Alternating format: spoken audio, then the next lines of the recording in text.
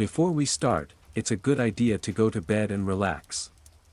I also want to ask you to subscribe to my channel, like it and write in the comments where you are from and what time it is. Using the link in the description you can support me. Thank you. Sweet dreams. Imagine waking up in a world where every sunrise brings the roar of war, the smell of burning cities, and the screams of prisoners echoing across the plains.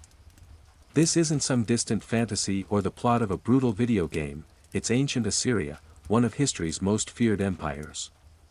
Here, life was a constant struggle for survival.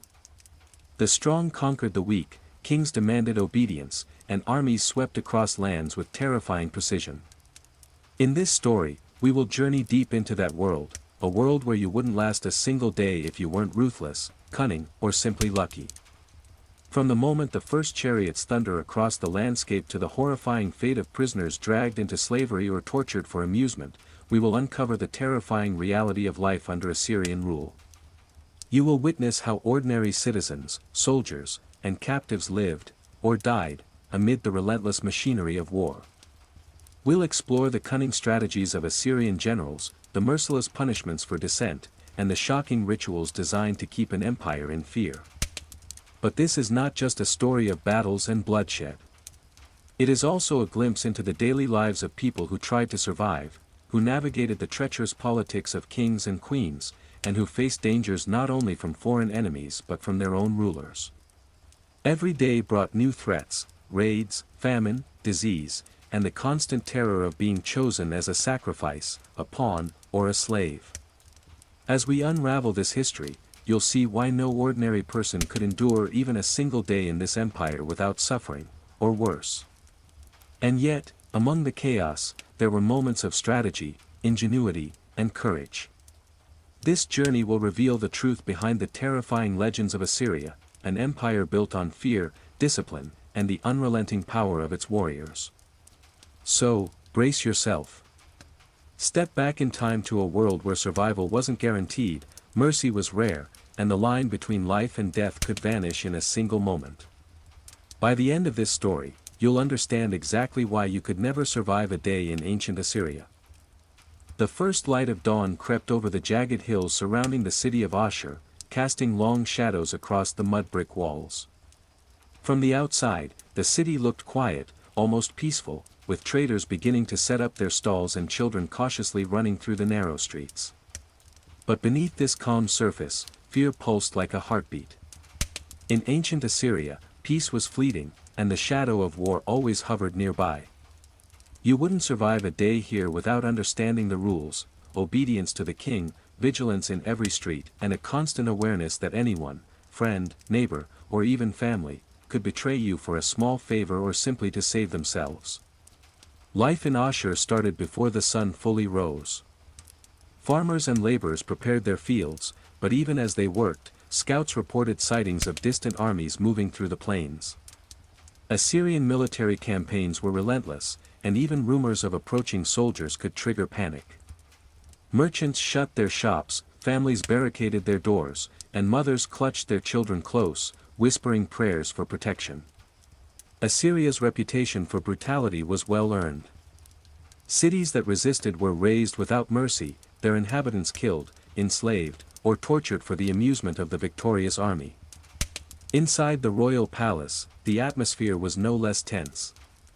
Guards patrolled the corridors with sharp eyes, weapons ready, because the king's favor was as unpredictable as the seasons. An ordinary citizen might survive the chaos outside, but crossing the wrong official inside the palace could be fatal. Punishments for disobedience were severe. Stories of noblemen and servants who were executed for minor offenses circulated constantly, a stark reminder that the Assyrian rulers maintained power through terror. Whispers of impalement, flaying, and public executions were not idle tales, they were warnings etched into the memory of everyone who lived within the empire. Soldiers trained relentlessly, their drills echoing through the city walls. Archers fired arrows at targets, swordsmen sparred in pairs, and chariots thundered along the training grounds. These exercises weren't just preparation, they were demonstrations of power, a constant reminder to the citizens that the empire could strike at any moment. If a city rebelled, even slightly, the king's army would descend like a storm, leaving nothing but smoke and blood behind. The Assyrian military was meticulous and ruthless. They captured enemies alive, then marched them to distant lands as slaves, often subjecting them to unspeakable torture along the way. Survival depended on avoiding attention, obeying every law, and, above all, staying alive long enough to witness another day. For ordinary people, daily life was a delicate balance between work, prayer, and fear. Farmers tended crops while dreading raids. Craftsmen carved stone and shaped metal, knowing that wealth could attract the wrong kind of attention. Even children learned early that survival meant listening, hiding, and understanding the unpredictable nature of their rulers. The Assyrian society thrived on fear, not compassion, and the consequences of failing to comply were immediate and severe. You might think you could blend in, follow the rules, and stay safe, but the empire thrived on unpredictability. A single misstep, a glance in the wrong direction, or a whispered word could end your life instantly. And yet, amidst all this terror, life persisted. People laughed quietly in hidden corners, shared meals, and whispered stories of past heroes and disasters. Families passed down tales of narrow escapes, of neighbors who vanished without warning, and of distant lands brought under Assyrian control.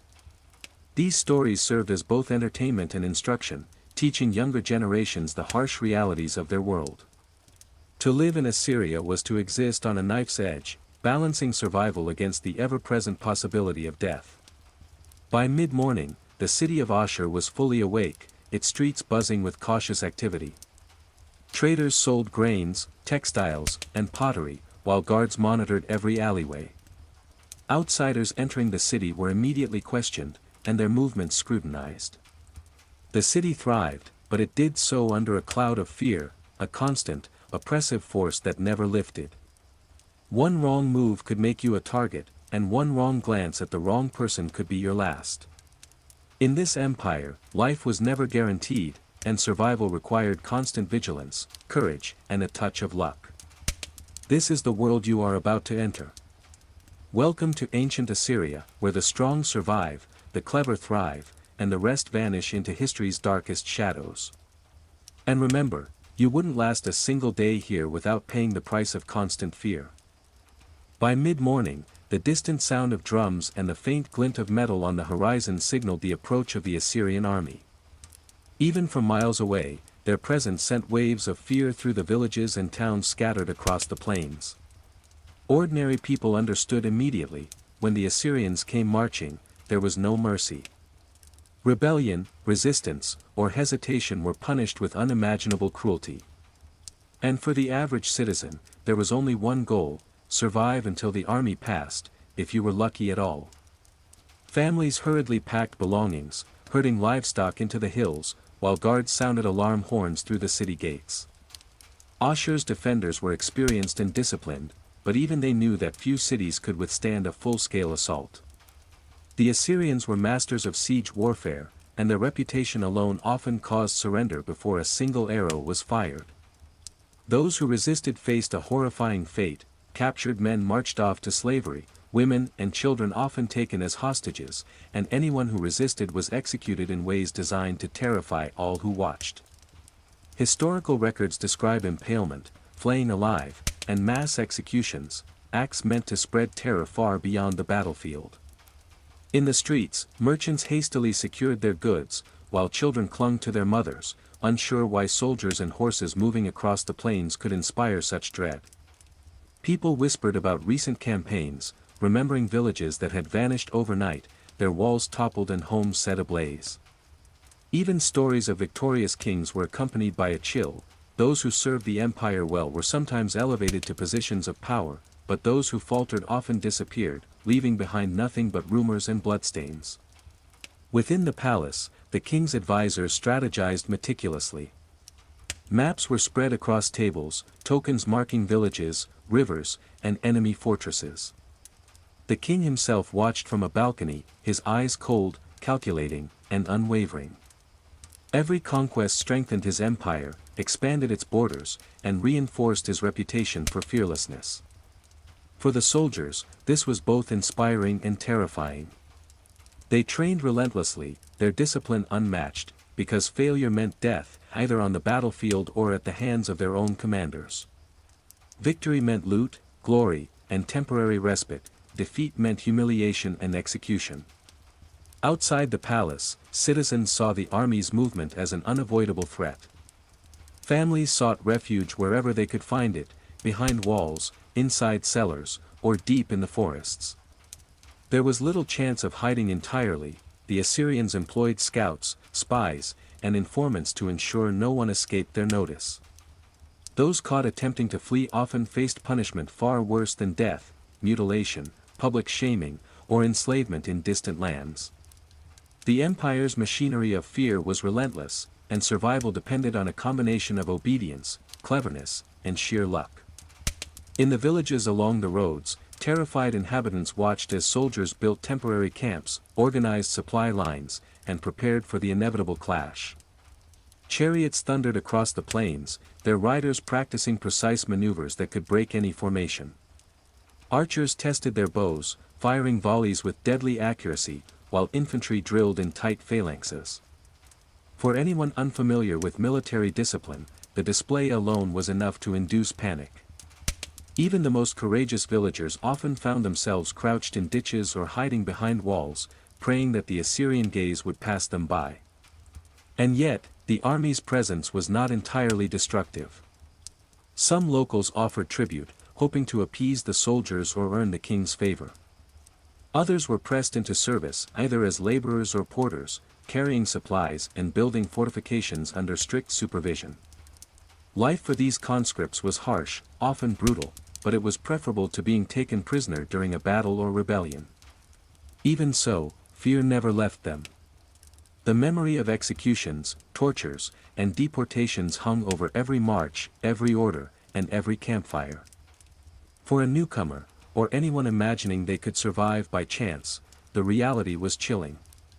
The empire did not forgive ignorance, hesitation, or weakness. Every footstep, every glance, and every decision could determine life or death.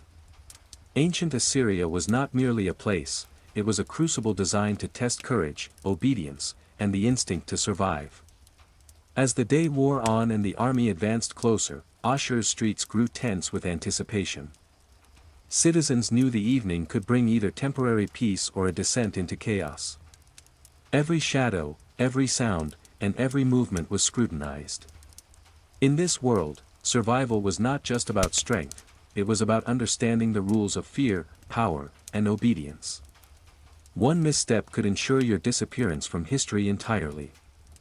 And so, as the sun climbed higher, the people of Ashur braced themselves. Their city, their lives, and their very futures hung precariously on the edge of Assyrian power, a power that was calculated, relentless, and utterly unforgiving. By late afternoon, the Assyrian army had reached the outskirts of a small fortified town. From the city walls, terrified villagers watched as soldiers began their methodical approach. There was no panic yet, only the tense stillness of those who knew the horrors that awaited. Assyrian warfare was as psychological as it was physical. Even before the first arrow flew, fear had already begun its deadly work. When the gates were breached, chaos erupted. Citizens who attempted to flee were cut down or dragged into chains. Men, women, and children alike were captured with shocking efficiency. The Assyrians were meticulous in their handling of prisoners, and nothing was left to chance. Captives were herded into open courtyards, tied together, and forced to march to temporary holding pens outside the city. The soldiers worked quickly, as though they were not just conquering a town but creating a spectacle of terror that would echo far beyond the walls. For those caught in the nets of Assyrian domination, the future was grim. Captivity often meant being marched hundreds of miles to labor in foreign lands, where famine, disease, and exhaustion claimed countless lives.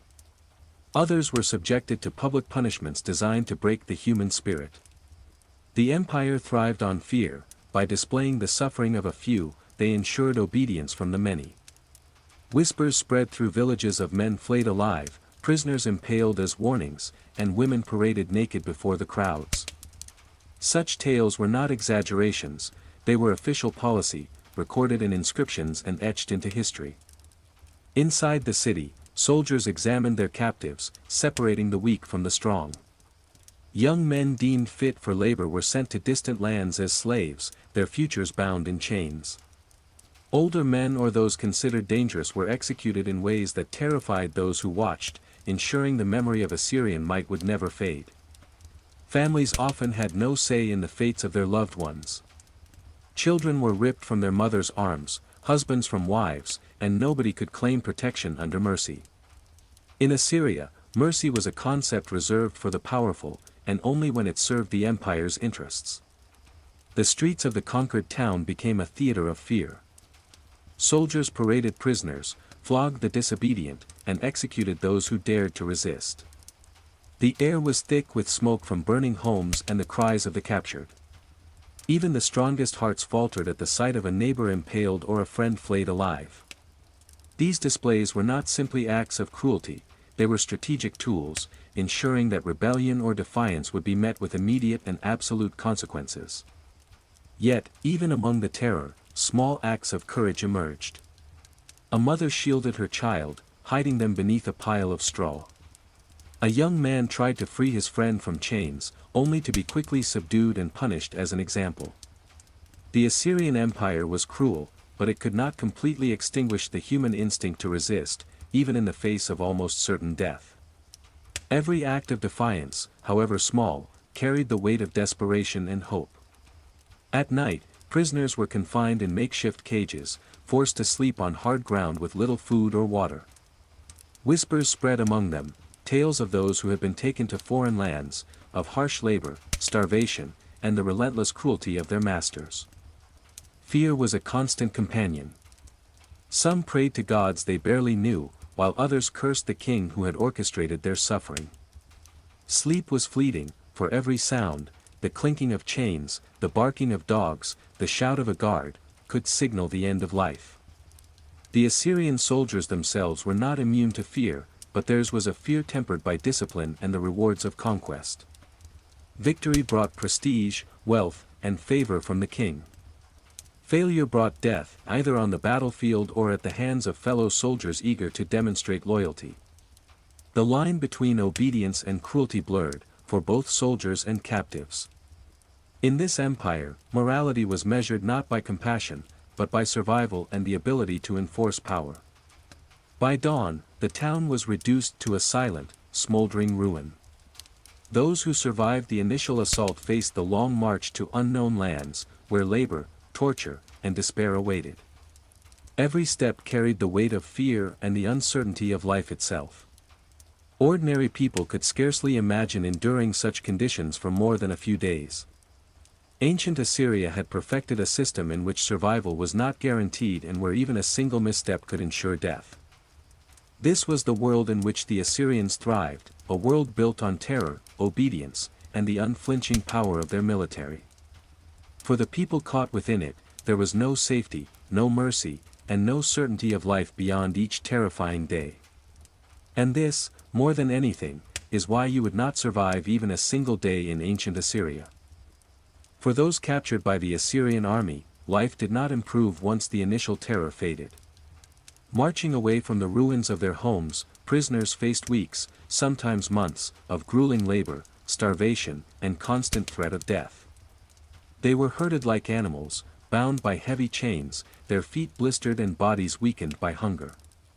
Every step was a reminder of the power the Assyrian Empire held over life and death, a lesson that survival depended not on courage, but on endurance, obedience, and the faintest hope of mercy. Slaves were distributed according to the empire's needs. Some were sent to work in fields in distant territories, building irrigation systems and cultivating crops under the scorching sun. Others were tasked with heavy construction in cities like Nineveh or Nimrud, erecting walls, temples, and palaces that would showcase the glory of the Assyrian kings. The work was relentless, the pace merciless, and the punishments for failure swift and brutal. A single misstep, dropping a brick, slowing during the march, or uttering a word of defiance, could mean a whipping, mutilation, or death. The Assyrians were careful to instill fear in their slaves. Public displays of punishment were routine, ensuring that even those who survived the initial campaigns remained obedient. Historical accounts speak of flaying as a common practice, impalement as a warning, and forced labor in extreme conditions that left bodies broken and minds shattered. Every act was calculated, a blend of cruelty and strategy designed to reinforce the empire's dominance. Survival was possible, but it required submission and the suppression of any spark of resistance. Life in captivity also meant living under constant surveillance. Guards were everywhere, their eyes unblinking, their sticks and whips ready. Conversations were whispered and cautious, for even a rumor of rebellion could lead to immediate execution. Trust was nearly impossible, fellow captives could betray one another for a small measure of relief or favor. Families were separated, men torn from women, parents from children, leaving people alone and vulnerable. The psychological torment was as punishing as the physical, and many succumbed to despair long before their bodies failed. Despite these horrors, some adapted. They learned the rhythms of the camp, memorized the routines of the guards, and discovered small ways to survive, stealing morsels of food, hiding injuries, and offering obedience to the cruelest soldiers to earn temporary reprieve. Every day was a delicate calculation, balancing the instinct to resist with the necessity to endure. Few would admit it openly, but survival often meant sacrificing morality, compassion, and even identity in exchange for continued life. Among the slaves, stories circulated of those who had tried to escape and failed. Their fates were grim, serving as lessons to all who might dream of freedom. Escape was nearly impossible, the Assyrian Empire's reach was vast, its patrols relentless. Roads were lined with warning signs, the bodies of the unfortunate displayed in public, heads on spikes, or flayed skins hung as banners. Even hearing these stories could break the spirit of the strongest captive, reminding them that the empire's cruelty was not myth, but a well-documented reality. Yet, even in such despair, human resilience persisted. Small acts of solidarity, sharing a scrap of food, comforting a child, or whispering encouragement during the march, offered fleeting hope. People clung to memories of their homes, prayers to gods they barely understood, and the vague possibility of survival. These acts did not change the reality of their bondage, but they kept alive the faintest flicker of humanity in a world designed to strip it away. Nightfall brought no true relief. Prisoners slept on hard ground, often huddled together for warmth and protection. The guards' torches illuminated the camps, casting long, shifting shadows that seemed to mock every attempt at rest. Whispers of rebellion, fear, and lost loved ones filled the darkness. Every crack of a whip, every shouted order, and every unfamiliar footstep reminded them that death or torture could come at any moment. In this way, the Assyrian Empire maintained control, not only through military might but through a constant, oppressive environment of fear and exhaustion. Life for the captured was a daily negotiation between survival and suffering, a brutal test of endurance where the margin between life and death was perilously thin. And this is why, for anyone living under the Assyrians, whether free or enslaved, even a single day was a trial few could endure without leaving a piece of themselves behind. While the captives endured chains and torment, another group of people lived under a different kind of pressure, the Assyrian soldiers themselves. Their lives were brutal in their own way, defined by discipline, loyalty, and constant exposure to death. To serve in the king's army was both a privilege and a curse. Soldiers were honored for victory, wealth, and the favor of the king, but failure brought immediate and often gruesome punishment. Training began long before dawn, in the chilly light of early morning. Soldiers drilled relentlessly, honing their skills with bows, spears, and swords. Chariots thundered across the plains, and infantry formations were perfected with military precision. Mistakes were punished instantly, a dropped weapon, a misaligned formation, or a moment of hesitation could result in flogging, demotion, or even execution. In Assyria, survival depended as much on obedience as on skill. Life on campaign was no less harsh. Soldiers marched for miles under the scorching sun, carrying heavy equipment and supplies. Sleep was scarce, food was minimal, and the ever-present threat of disease, ambush, or rebellion weighed heavily on their minds. Every battle could be fatal, and every encounter with prisoners or enemy soldiers was an exercise in both brutality and calculation. Those who hesitated or faltered were quickly removed, serving as grim examples to the rest. The Assyrian army prided itself on psychological warfare. Soldiers were not only instruments of destruction, they were the enforcers of terror. On the battlefield, captives were often displayed in horrifying ways to intimidate opponents. Entire villages would witness the flaying or impalement of their neighbors before surrendering without a fight. Soldiers carried out these acts not out of personal malice, but because fear was their weapon. The king's empire was built on discipline, efficiency, and the understanding that terror could conquer faster than swords alone. Despite the fearsome reputation, soldiers were human. They endured exhaustion, injury, and grief. Comrades fell beside them, some to arrows, others to traps or ambushes. Yet retreat was rarely an option. The Assyrian code demanded relentless aggression, hesitation meant execution for cowardice. Soldiers learned to suppress fear, anger, and empathy alike. Survival demanded a focus on duty above all else, even when the cost was psychological trauma that lingered long after the battle ended. During campaigns, soldiers also had to navigate logistics, morale, and the whims of commanders. Supplies were rationed, and any complaint could be seen as insubordination. Orders came swiftly, and disobedience was met with punishment. Soldiers were trained to act as one cohesive force, moving and striking in unison, but within that unity, the individual endured constant scrutiny. Failure to meet expectations could end a life instantly, a lesson drilled into every recruit from the first day of training. Even away from battle, the shadow of death followed soldiers relentlessly. Campfires illuminated the faces of comrades lost to disease or accident. Exhausted, underfed, and sleep-deprived, soldiers relied on sheer mental discipline to function. Conversations were terse, humor rare, and trust limited. Betrayal or misunderstanding could cost a life. In this environment, fear became a constant companion, a tool, and a teacher. Those who learned to harness it survived, those who could not vanished quietly, or violently. The life of an Assyrian soldier was therefore a paradox, one of honor, fear, and unrelenting danger. They were instruments of the empire's power, yet constantly at risk from it.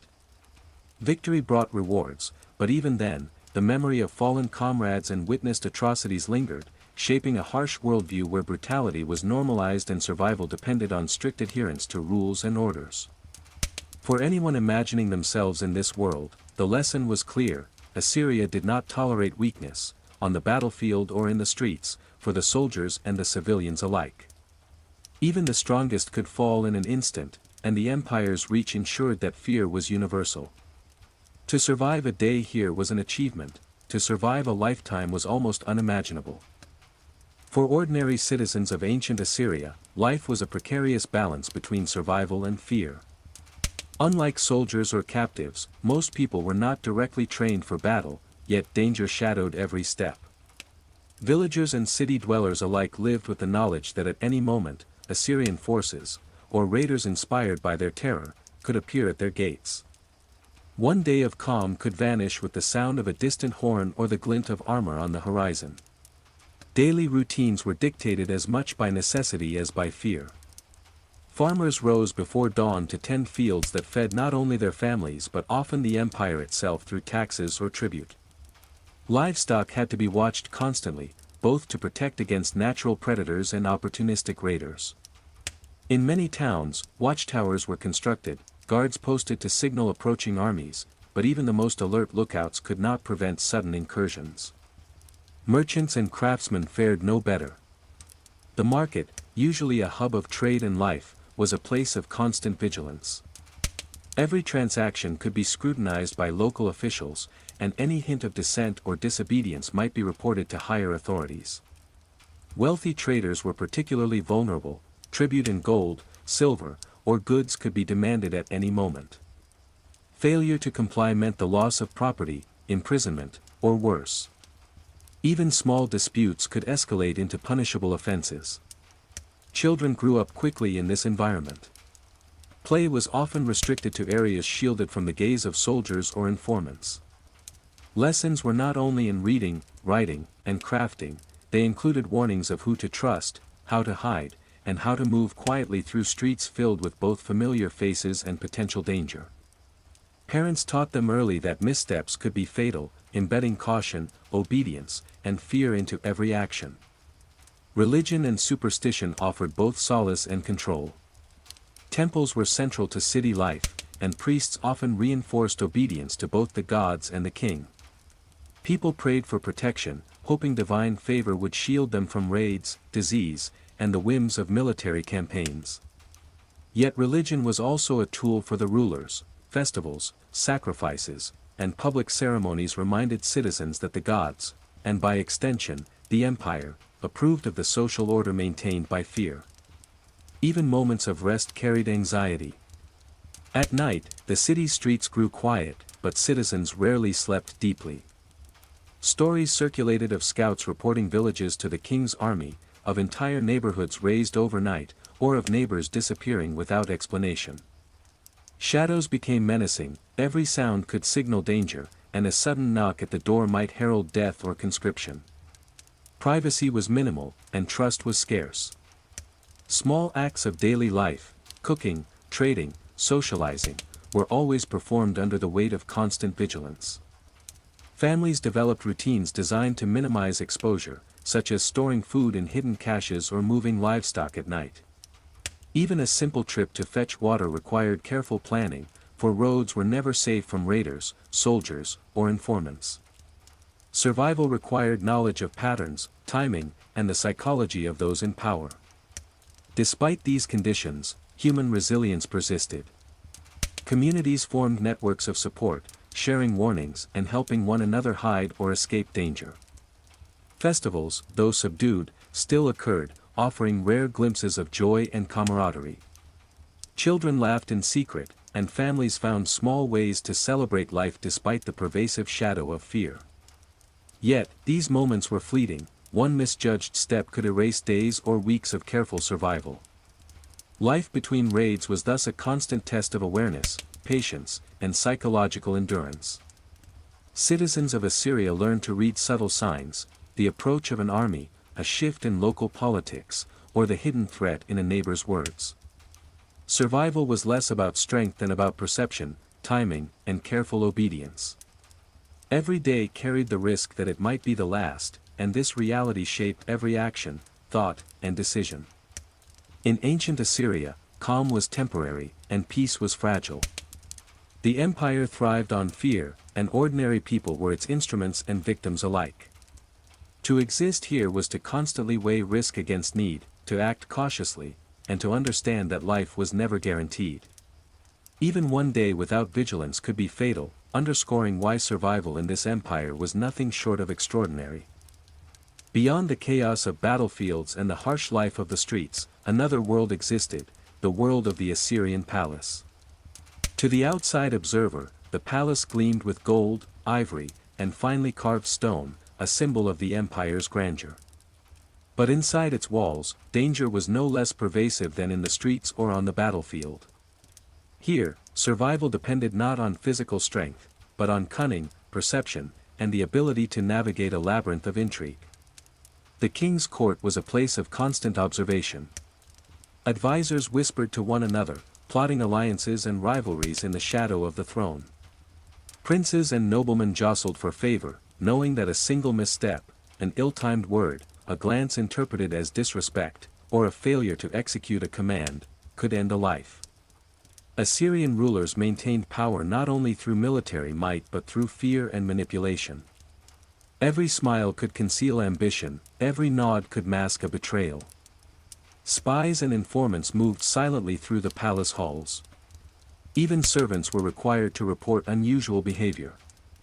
A whisper of dissent could reach the king's ears before its intended recipient realized the danger. Execution for treason was swift, public, and brutal, often involving methods that ensured the fear would ripple through the entire court. The Assyrians understood that terror was a tool, one as effective in politics as it was on the battlefield.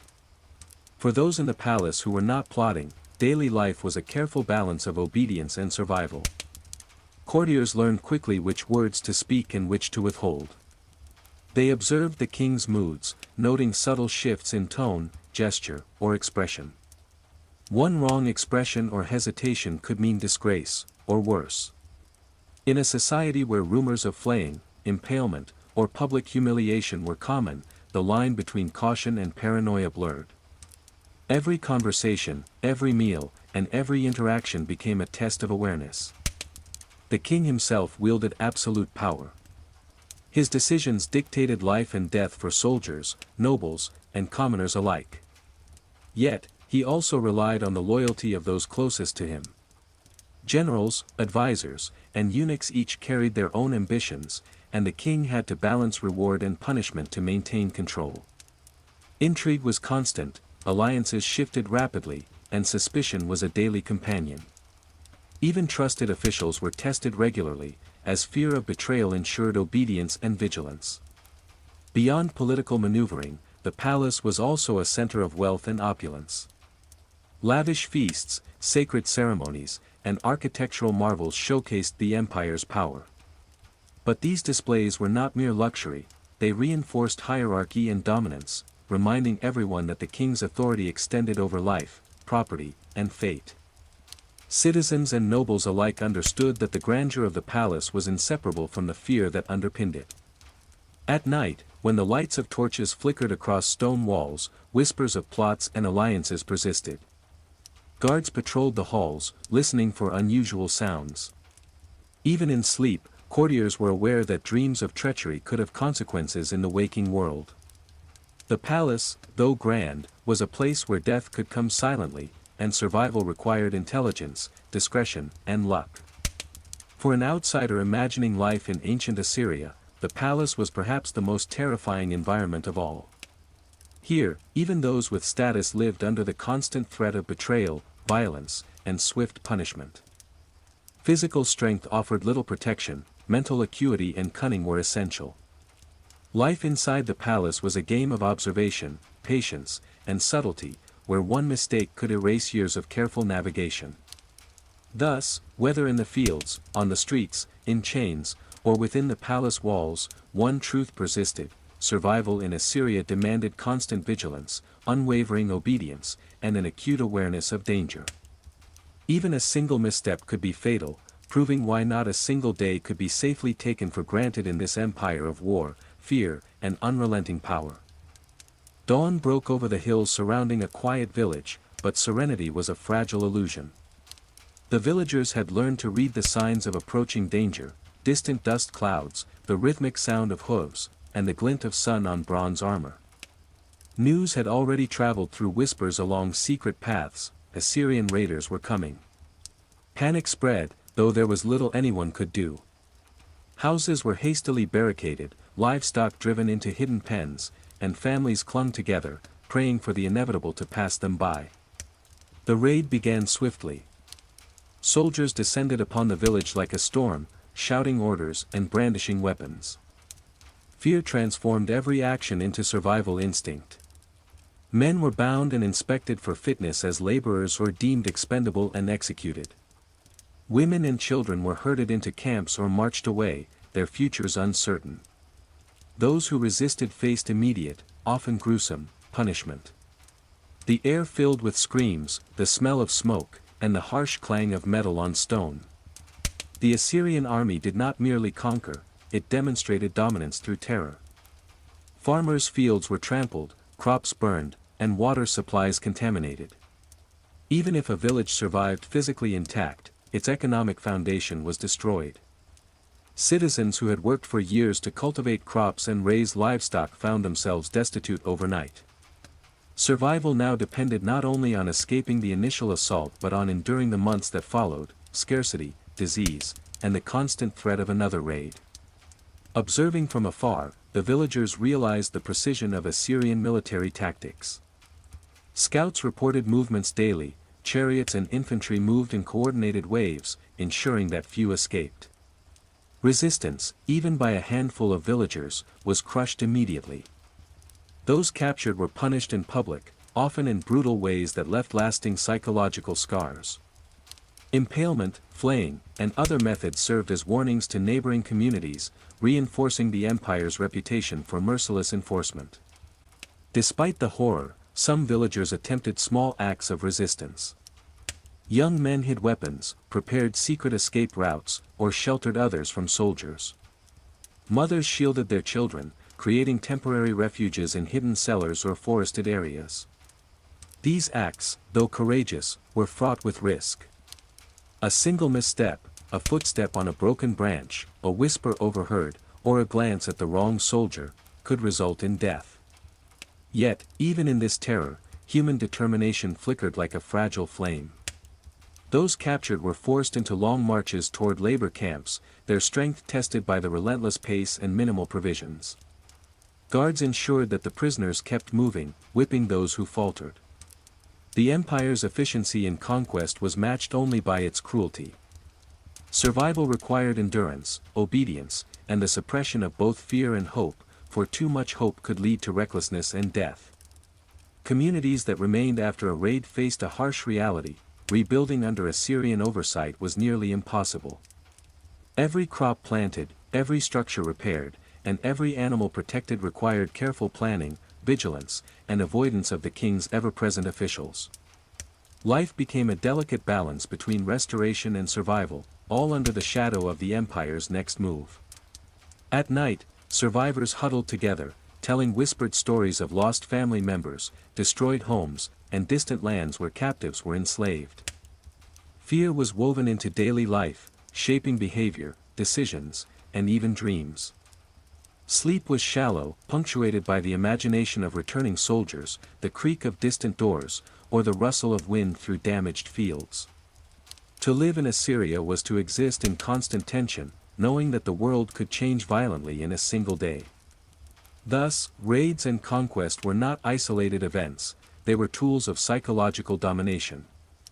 Villages became instruments in a larger system of control, teaching citizens to obey, fear, and endure. The cycle of terror, destruction, and survival defined daily existence, reinforcing why even the strongest, smartest, or luckiest among them could not take a single day for granted. In the aftermath of another Assyrian raid, the village lay in smoldering ruin. Smoke curled from charred roofs, livestock were gone, and once bustling streets were eerily silent. Families who survived wandered among the ruins, searching desperately for anyone they knew still alive. Parents called out for children who had been swept away, neighbors checked for the missing, and fear clung to every step. Life had become a continuous test of endurance, and the smallest misstep could claim another life. For some families, survival was measured in moments. A mother clutched her youngest child, hiding in a collapsed cellar while soldiers passed overhead. The father had been taken as a laborer, and older siblings disappeared in the chaos. Hope was fragile, the only certainty was the next challenge. Even finding food became a desperate scavenging operation. Burned granaries, looted pantries, and contaminated water meant that every morsel counted, and stealing could carry fatal consequences if caught by remaining soldiers or patrols. Families adapted to constant fear in small but significant ways. Children were trained to remain silent, to observe and report danger, and to move like shadows through the village. Parents taught them survival skills rapidly: how to identify threats, where to hide, and when to flee. Simple household routines, fetching water, gathering firewood, tending small gardens, became exercises in vigilance. Life was no longer predictable, every action required calculation, every movement measured against potential catastrophe. Some families were forced into exile, dragged away with other captives toward distant labor camps. On these marches, survival required endurance far beyond ordinary limits. Children were shielded by older siblings, adults carried weakened companions, and hope was often the only fuel to keep walking. Those who fell behind faced immediate punishment, whipping, or death. The Assyrian army's efficiency ensured that weakness was ruthlessly exploited, and few who were taken ever returned home. Even those who remained in their village after the raid faced months of recovery under the shadow of fear. Rebuilding homes with limited materials, repairing fences, and planting crops was dangerous work, as soldiers could return at any moment to demand tribute or enslave new victims. Daily life became a fragile balancing act between regaining stability and avoiding the empire's punitive reach. The past was never fully behind them, memories of burned neighbors, captured relatives, and executed villagers haunted every action. Amid despair, some moments of humanity and resilience persisted. Families shared their meager food supplies, tended to injured neighbors, and whispered stories of those taken far away, keeping hope alive through connection and memory. Even small acts, lighting a fire safely, finding fresh water, or creating a hidden garden, represented triumph over the relentless oppression surrounding them. These acts, however modest, reminded survivors that life, while precarious, could continue. Yet the psychological toll was immense. Fear became habitual, shaping thoughts, decisions, and relationships. Trust was rare, even family members learned to monitor each other, knowing that a single rash action could bring punishment or worse. Children grew up too quickly, absorbing trauma alongside survival skills. In Assyria, living was less about comfort or freedom and more about enduring hardship, adapting to cruelty, and clinging to any semblance of hope. Through this lens, one truth became undeniable: even for ordinary families, survival in Assyria was not just physical, it was emotional, mental, and constant. Every day demanded strategy, awareness, and resilience.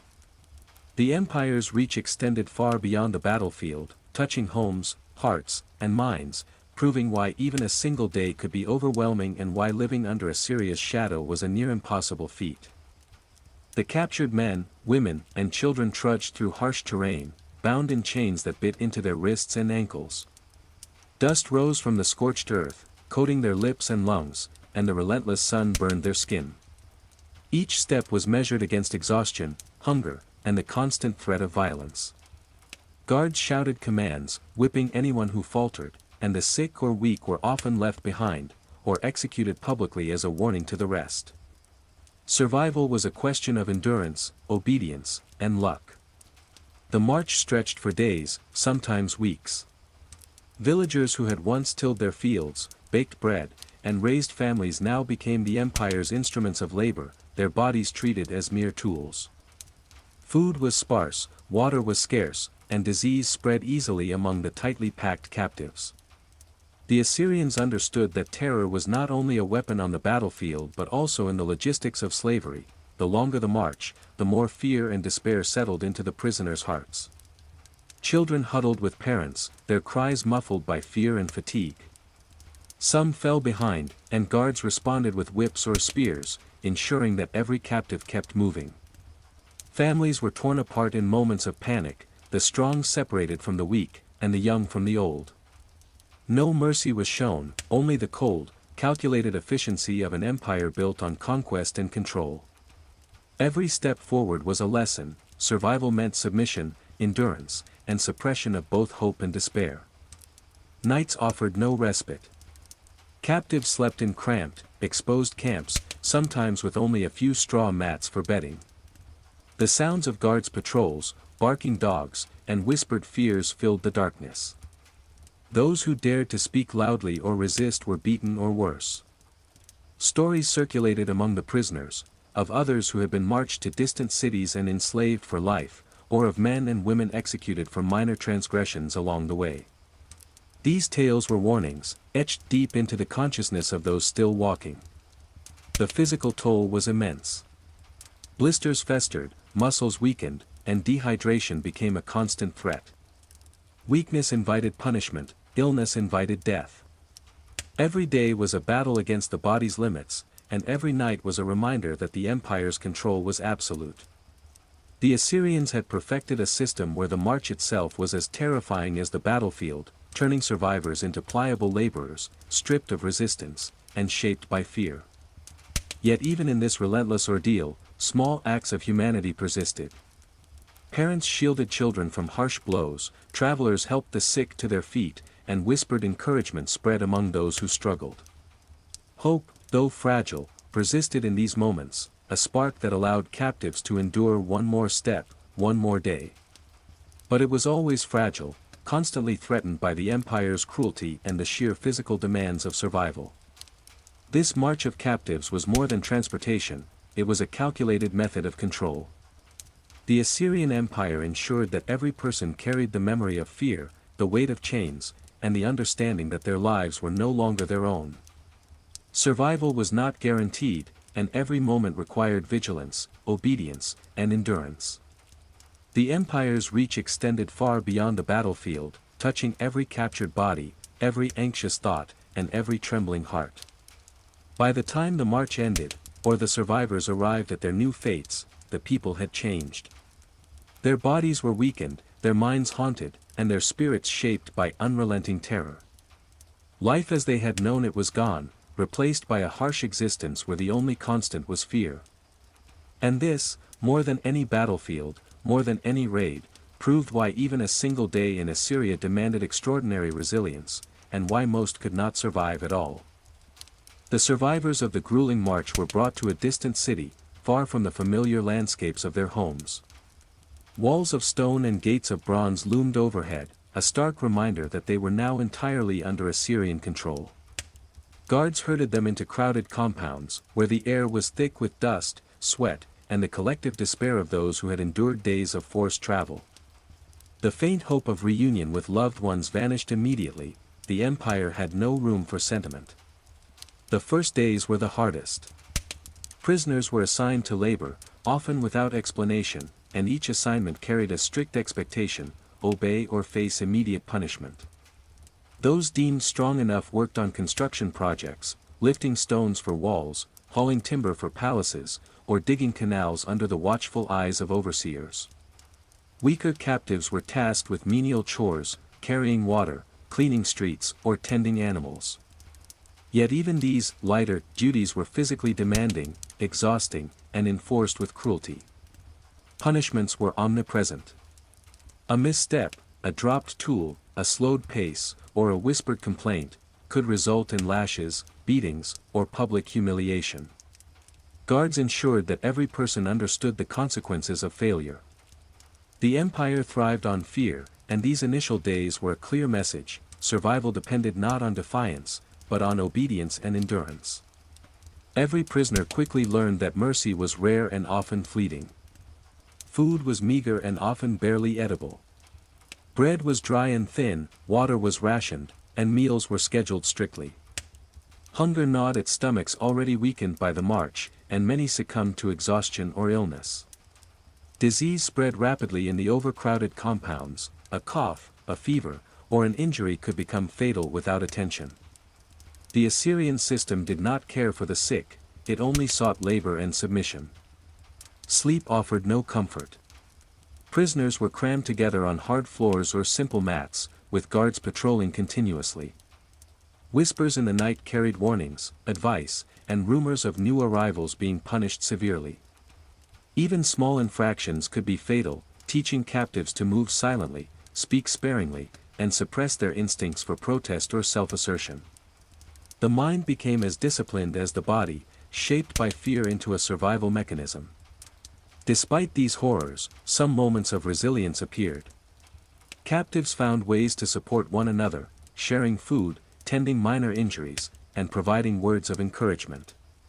Children huddled together, relying on adults for protection, and parents did their best to shield them from the most immediate threats. Every act of care, though small, was a victory against the overwhelming forces of despair and cruelty. The city itself was a stark contrast to the villages the prisoners had known. Streets were wide and orderly, markets were bustling, and monumental palaces and temples showcased the empire's wealth. For captives, however, this grandeur was a constant reminder of their subjugation. They were outsiders in a place of order and power, forced into labor that fueled the empire's opulence while their own freedom was obliterated. By the end of the first week, patterns were clear. Prisoners learned the schedule of the guards, the dangers of disobedience, and the relentless expectations of the empire. Survival required discipline, caution, and endurance. Those who resisted too soon, who held on to the faint hope of escape, or who questioned their circumstances were quickly removed, serving as grim examples to the others. These early days in captivity defined the rhythm of life for those enslaved. The Assyrian Empire had perfected a system in which physical labor, psychological torment, and fear of punishment ensured total control. The prisoners' bodies were broken, their spirits tested, and their minds shaped by relentless pressure. And for anyone who imagined enduring this, the reality became starkly clear: even a single day in these conditions demanded unimaginable fortitude, and survival was never guaranteed. Weeks turned into months, and the initial shock of captivity faded into a relentless routine of labor and terror. Prisoners learned to measure their days by the sounds of the city and the timing of the overseer's inspections. Each dawn brought the same harsh commands, each sunset a temporary reprieve. Yet even at night, sleep was fraught with anxiety, fears of punishment, disease, or sudden death kept the mind alert and the body tense. Labor was exhausting. Captives labored from sunrise to sunset, hauling stones, carrying water, digging canals, and performing endless menial tasks. Those who slowed, whether from exhaustion or injury, were whipped or beaten publicly. The Assyrians understood that fear was as potent a tool as any weapon. By demonstrating the consequences of weakness, they ensured obedience, turning human beings into efficient instruments of work through terror alone. Hunger was constant. Meals were small and meager, barely enough to sustain labor, and often contaminated or spoiled. Illness spread easily in overcrowded quarters. A simple cough could quickly escalate into a deadly fever. Yet, survival demanded endurance. The prisoners learned to ration scraps, share cautiously, and keep injuries hidden, knowing that weakness invited punishment or death. Psychological torment compounded the physical strain. Guards watched constantly, their presence a reminder that any misstep could be fatal. Whispers of those who had been executed or sent on longer, harsher assignments circulated among the prisoners, keeping fear fresh in every mind. The empire thrived on this omnipresent dread, ensuring that rebellion, escape, or complaint became almost unthinkable. Some captives found small ways to preserve humanity. Families huddled together at night, sharing warmth and whispered encouragement. Adults taught children survival skills: how to move silently, how to hide when overseers approached, and how to endure hardship without breaking.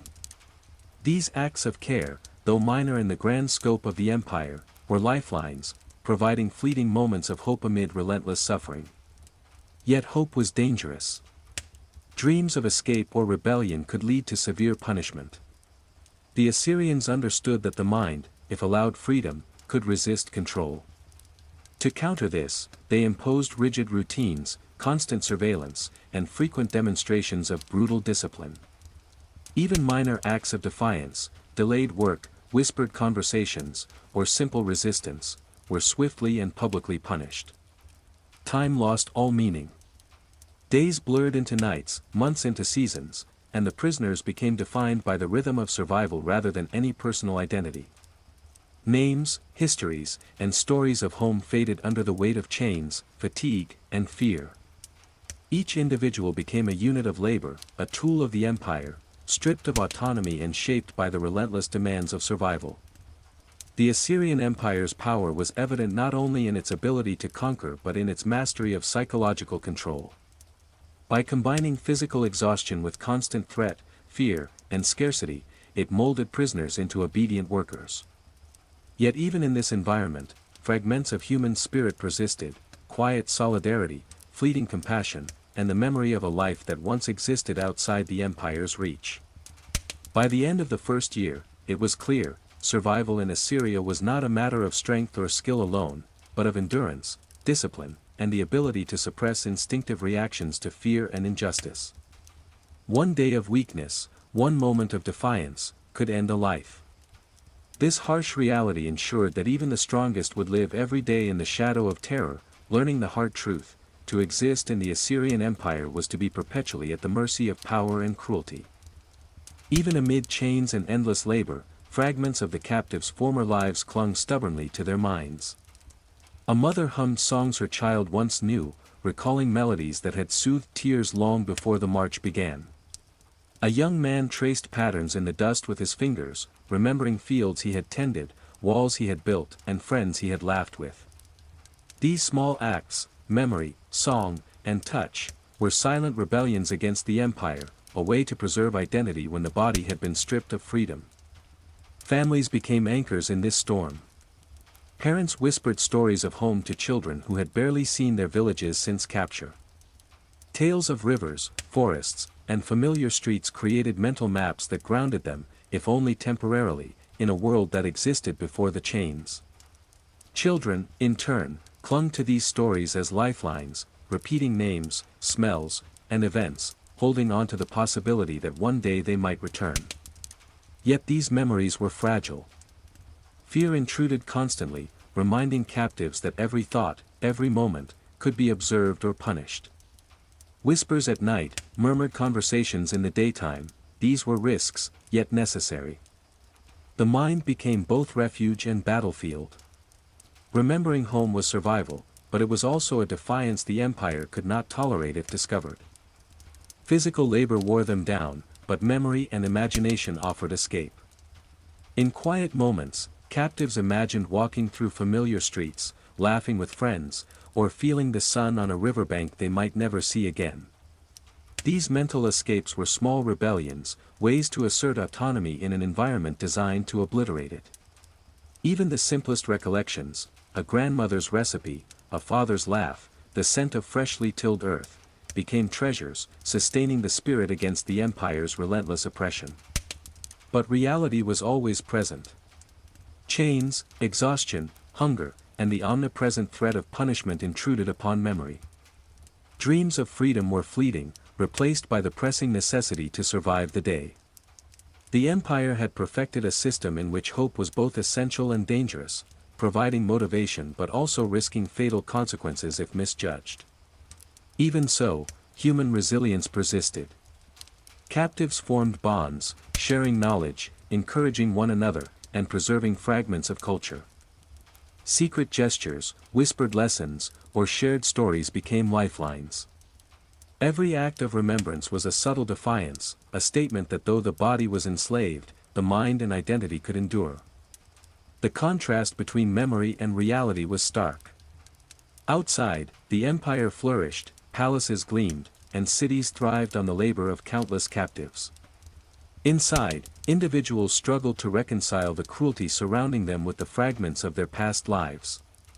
Some used memories to endure work, imagining the sound of water on familiar stones or the laughter of loved ones.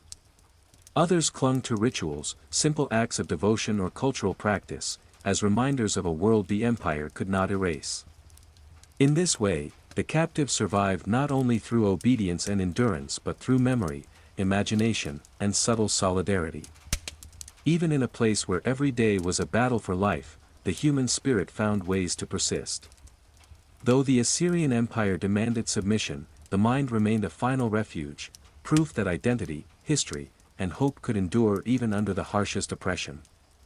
Through memory, captives resisted invisibly. They survived in body, mind, and spirit by holding on to what the empire could not take, who they were, where they came from, and what they had loved. In Assyria, such small acts of resistance became essential, illustrating that survival was not just physical endurance, but the courage to remember, to hope, and to preserve one's humanity against overwhelming odds. Life in the labor camps was unforgiving. Captives toiled from sunrise to sunset, their bodies pushed to the edge of endurance. Every misstep was punished, often publicly, to instill fear in others. Overseers wielded whips and clubs with brutal efficiency, striking without hesitation.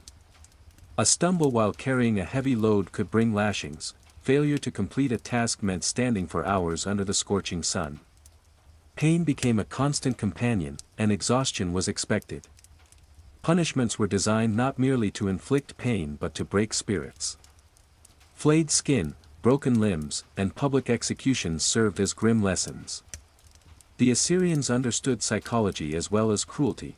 By displaying suffering openly, they reinforced the empire's dominance and reminded all captives of their fragile position. Even the strongest prisoners learned quickly that resistance was almost impossible, and survival depended on measured compliance. Work was relentless. Stone walls, canals, and roads stretched endlessly, and the captives' labor built the empire's cities, temples, and palaces. Tools were heavy, supplies scarce, and conditions often hazardous. Accidents were common: crushed fingers, twisted ankles, or collapsed structures, and the consequences were severe. There was no safety net. Injury meant slower work, harsher punishment, or abandonment to the elements. Sleep offered no true relief. Prisoners were packed into cramped quarters, lying on hard floors with minimal bedding. Nights were punctuated by patrolling guards, shouting orders, and the cries of those punished. The mind learned to stay alert, for any lapse could be fatal. Hunger, exhaustion, and fear blurred the line between waking and dreaming, embedding terror into the captive's every thought. Yet, even amid brutality, survival instincts persisted. Captives developed strategies to cope, staggering work with others, hiding injuries, or quietly sharing scraps of food. Some whispered encouragement or told stories of distant homes, sustaining morale in small ways. These moments of solidarity, though fleeting, reminded the captives of their humanity and offered the strength to endure another day. The Assyrians maintained control not only through physical punishment but through constant unpredictability. Tasks changed suddenly, schedules were erratic, and punishments appeared without warning. Fear was a tool, sharpening obedience and suppressing rebellion. Every day was a lesson: survival required vigilance, adaptability, and the suppression of despair, for hope could be as dangerous as defiance. Even children were not spared. Young captives were forced to perform menial labor, carry water, or tend animals under harsh supervision. Education, play, and childhood were sacrificed entirely to the demands of survival. The empire had no place for innocence, and the children learned quickly that obedience and endurance were the only paths to safety. Through months of labor, captives were reshaped physically and mentally. Bodies weakened yet hardened by exhaustion, spirits battered yet clinging to fragments of hope. The empire's machinery of terror was precise, relentless, and effective. It created obedient laborers, extinguished resistance, and reinforced the absolute power of Assyria. By the end of each long day, captives understood a stark reality: life was measured not in freedom or comfort, but in small victories of endurance. Every step, every act of survival, was a battle against exhaustion, pain, and fear. In this world, even the act of surviving another day became extraordinary, a testament to the human spirit's resilience in the face of unrelenting oppression. Even in the harshest conditions, the human spirit searched for cracks in the empire's control. Among the laboring captives, small acts of defiance and solidarity began to emerge: quiet, invisible rebellions against the relentless oppression. A whispered conversation, a hidden gesture, or a stolen moment of rest became acts of courage, tiny sparks of hope amid a world designed to extinguish them. Captives learned to communicate without alerting guards. A tap on a stone, a glance across the courtyard, or the subtle positioning of tools became signals. Families taught children to observe silently, conveying warnings or instructions without speaking. These acts required incredible discipline, but they allowed captives to support one another, sharing knowledge of dangers, safe spots, or ways to ease labor without attracting punishment. Memories of home fueled defiance. Prisoners sang songs softly, traced patterns in the dust, or told stories of villages, rivers, and fields left behind. These were not mere distractions; they were reminders that life existed outside the empire's control, and that identity and hope could survive even in chains. Such small acts preserved mental autonomy and provided the courage to endure another day. Physical solidarity also emerged. Captives helped each other carry heavy loads, assisted those injured by labor, and shared scarce food and water. Every shared burden reduced the risk of failure, spreading the effort among many and lowering the chance of punishment. Bonds formed not only through necessity but through shared suffering, creating a covert network of support that the empire could not fully suppress. Yet defiance was fraught with danger. Guards were ever watchful, and any perceived act of rebellion, real or imagined, could provoke violent reprisal. A prisoner caught singing, whispering, or hiding supplies could be publicly punished, sometimes fatally. These risks made every act of solidarity calculated and courageous, reinforcing the captives' resilience and ingenuity. Even children learned subtle forms of resistance. They memorized routes for safer movement, carried messages, or comforted younger peers. Play became a silent rebellion, games disguised as chores, whispered storytelling, or shared mimicry of soldiers' actions, teaching awareness and survival skills while preserving fragments of childhood. In this way, small acts of defiance became lifelines. While the Assyrian Empire exerted overwhelming physical and psychological control, it could not entirely suppress the mind's capacity for resistance. Each moment of courage, each shared memory, each covert gesture was a victory, however small, against the machinery of terror. These sparks of defiance did more than sustain the mind, they strengthened the bonds of the captive community. Trust, solidarity, and mutual support became essential tools for enduring the harsh realities of captivity. The empire's power was absolute, but the human spirit, when united in small acts of resistance, found ways to survive psychologically, emotionally, and morally. Through months of labor, punishment, and fear, captives discovered that survival was not merely obedience, it was ingenuity, courage, and the ability to preserve one's humanity under impossible circumstances. Every whispered word, every subtle act, and every remembered song became a declaration: though the empire controlled their bodies, it could not completely dominate their minds or spirits. In Assyria, even the smallest spark of resistance was a profound statement. It reminded captives that life, identity, and hope could endure, even in the shadow of unrelenting oppression, and that survival was more than mere endurance, it was the courage to exist fully, even in chains. Part 16, Flight and Consequences. Inevitably, whispers of escape began circulating among the captives. Months of labor, cruelty, and loss had ignited a desperate yearning for freedom. Plans were whispered in the shadows, routes memorized through observation, and small provisions secretly gathered. Every step toward rebellion was fraught with danger, yet for some, the price of continued captivity seemed higher than the risk of attempting the impossible. The first attempts were timid.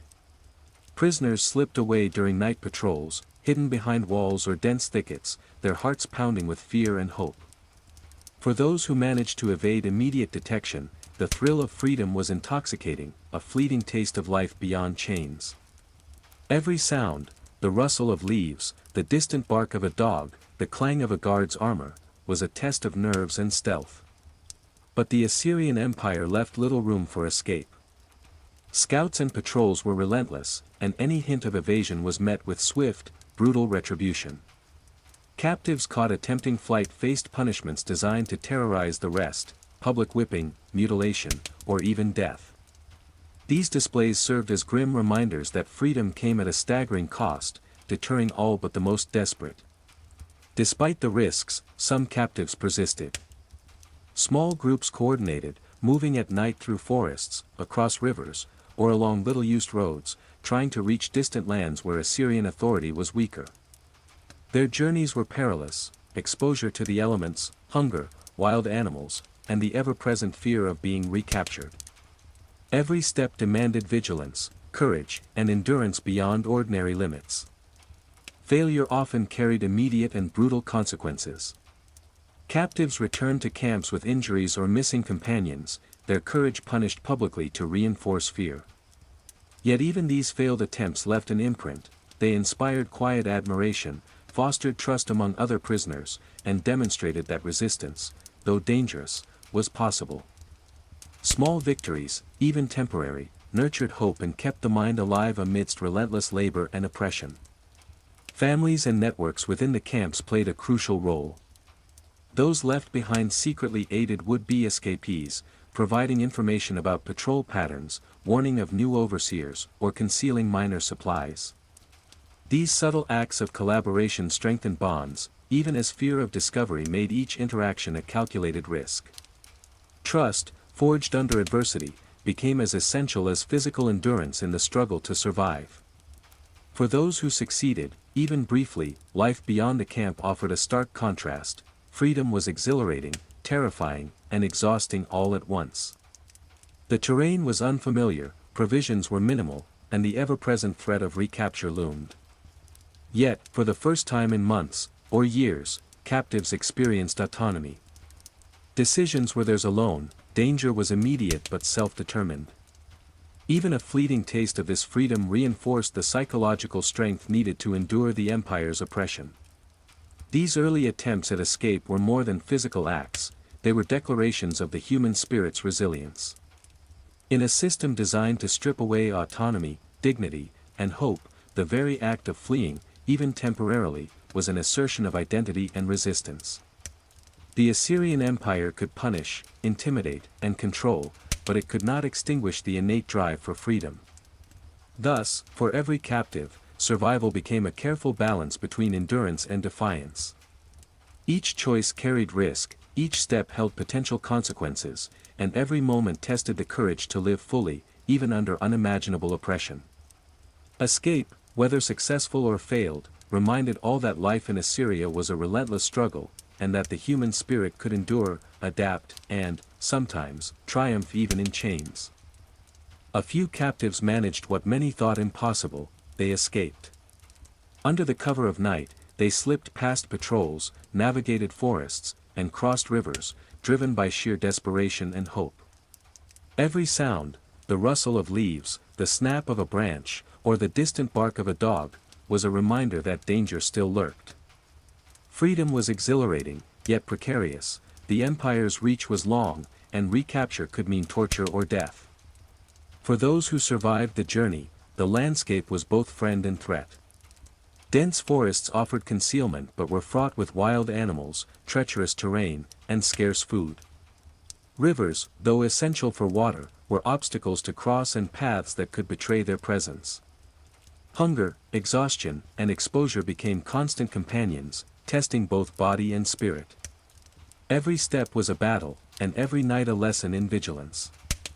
Small groups banded together, sharing knowledge of the land, rationing supplies, and protecting one another. These bonds, forged in captivity and strengthened by flight, were essential for survival. Cooperation allowed them to move more efficiently, anticipate dangers, and maintain morale. Even in freedom, the need for trust and solidarity mirrored the networks they had relied upon in chains. Yet freedom was never absolute. Rumors of search parties and scouts circulated constantly, and the fear of recapture shaped every decision. Villagers and travelers they encountered could be allies, or informants. Every interaction required calculation, every gesture measured against the possibility of betrayal.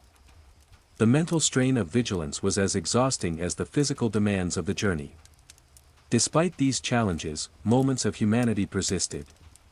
Survivors shared stories of their former homes, sang songs remembered from childhood, and celebrated small victories: a safe crossing, a hidden cache of food, a night without discovery. These moments reinforced their resilience and offered the first true taste of life untethered from chains. Memory and identity became crucial tools for survival. Each individual drew upon their knowledge of the land, the skills learned during captivity, and the memories of home to navigate this dangerous new reality. Mental agility, knowing when to hide, when to move, when to speak, was as vital as physical endurance. The lessons of Assyrian captivity had honed their senses, and now they applied them to life beyond the empire's direct control. Even as they tasted freedom, the scars of captivity lingered. Bodies bore the marks of chains and labor, minds were haunted by trauma, and hearts remained cautious. The joy of freedom was always tempered by the knowledge that the empire's soldiers could appear at any time, turning their hard-won autonomy into fresh suffering. Survival in the shadows required constant vigilance, adaptation, and courage. For these escapees, freedom was no guarantee of comfort or safety, it was a continuous negotiation with risk and reward. Every decision carried weight, and every action could determine life or death. Yet, the very act of choosing, of asserting control over their own fate, was a triumph over the empire that had sought to erase their autonomy. In these first months of life beyond the camp, the fugitives learned the delicate balance of hope and fear. Each day survived was a victory, each night passed without detection a triumph. And while the Assyrian Empire cast a long shadow, the human spirit had proven capable of defiance, resilience, and survival even in the most oppressive circumstances. As weeks passed, the escapees began to carve out spaces where they could survive together. Hidden in dense forests, along riverbanks, and within rugged hills, they established small, concealed settlements. Every hut, every fire, every cultivated patch of land was carefully positioned to avoid detection. Secrecy was paramount, the Empire's scouts were relentless, and a single exposed camp could mean death for all. Life in these hidden communities demanded cooperation and ingenuity. Everyone had a role, some hunted or gathered food, others maintained shelters, while the most experienced guided the group through dangerous terrain. The skills honed during captivity, stealth, endurance, observation, were now indispensable tools. Every task was done with careful attention, knowing that survival depended on both efficiency and discretion. Children adapted quickly, learning to move silently and help with chores essential for survival. Parents taught them about edible plants, safe paths, and the signs of approaching danger.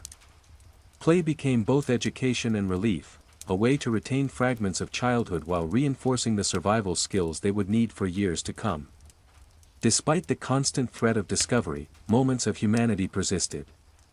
Survivors celebrated small victories, a successful hunt, a hidden garden thriving, or the birth of a child in relative safety. These occasions reminded them of life beyond mere survival and strengthened bonds within the community. Songs, stories, and shared rituals became anchors of identity, preserving cultural memory in a world intent on erasure. The hidden settlements also fostered mutual trust and discipline. Individuals understood that a single careless act, a fire seen from afar, a shouted warning, a wandering child, could jeopardize everyone. Cooperation was no longer optional, it was a necessity for life itself. The community became a living organism, each member supporting the others, blending survival instincts with solidarity. Yet fear remained a constant companion. Every shadow could conceal a scout, every distant sound a potential threat. The escapees remained vigilant, rotating guards, observing patrol patterns, and scouting for signs of the Empire's presence. Psychological endurance became as crucial as physical stamina. Fear sharpened senses and reinforced discipline, but it could also wear down resolve if unchecked. Memory and resilience were intertwined in these settlements. Elders passed down knowledge of villages left behind, survival tactics learned in captivity, and strategies for evading the Empire. These teachings reinforced both practical skills and psychological strength, allowing the community to thrive despite constant danger. Even in hiding, life was purposeful, and each day survived was a testament to ingenuity and courage. Through these small, hidden communities, the escapees reclaimed a fragment of autonomy. Though the Empire still loomed as a threat, the act of creating life, nurturing children, and cooperating in secret was a profound rebellion. Survival was no longer only about endurance, it was about asserting identity, protecting others, and maintaining hope in the shadow of relentless oppression. In this way, the fugitives transformed fear into action, isolation into community, and oppression into resilience. Even in the shadow of Assyria, life, though perilous, found a way to persist, reminding them that human determination could carve out a space for freedom, however hidden, against the might of a merciless empire. The Assyrian Empire did not forget its escaped captives. Scouts, skilled in tracking and intimidation, were dispatched to locate and reclaim fugitives. For the hidden communities, every sound of hoofbeats, every glint of bronze in the distance, and every unfamiliar voice could signal danger. Life became a constant tension between survival and concealment, a high-stakes game where one mistake could unravel months of careful planning. Patrols moved methodically, combing forests, river valleys, and hillsides. The Empire relied on both intelligence and fear, interrogating captives, bribing locals, and spreading rumors to flush escapees from hiding. The fugitives quickly learned to read signs, broken branches, disturbed animals, or sudden silences in the forest became warnings. Observation and stealth were as essential as food and shelter. Conflicts were inevitable. A scouting party might stumble upon a concealed settlement, leading to skirmishes in which captives, though few in number, fought with desperation. Rocks, hidden traps, and guerrilla tactics compensated for their smaller forces, but even small engagements carried high stakes. Any capture could mean torture or death, and survivors were forced to flee deeper into unknown terrain. Communication within and between hidden communities became vital. Messengers moved silently between settlements, sharing intelligence about patrols, routes, and safe havens. These networks were fragile, interception could bring catastrophe. Yet they allowed small groups to coordinate, warn each other, and maintain morale amidst constant threats. Solidarity was no longer only for survival, it became a strategy against the Empire's relentless pursuit. Fear shaped every action. Children learned to stay silent for hours, adults learned to move without leaving traces, and even the simple act of cooking required caution. Fires had to be low and smoke dispersed, signals had to be discreet, and every interaction with outsiders was fraught with risk. The fugitives' lives became a series of calculated choices, each balancing necessity and danger. The psychological toll was immense. Nights were restless, with dreams haunted by past raids and future threats. Anxiety was a constant companion, yet it also sharpened senses and reinforced caution. Every skirmish, every narrow escape, and every successful concealment reminded the fugitives of the precariousness of their freedom, and of the cost of mistakes. Yet adversity also strengthened resolve. Even in conflict, communities discovered resilience they had never known. Young and old, previously ordinary villagers, became hunters, scouts, and strategists. Knowledge gained in captivity, about stealth, survival, and endurance, was applied in new ways to defend life and preserve freedom. Every successful defense, every evasion of capture, reinforced a sense of agency that the Empire had tried to destroy.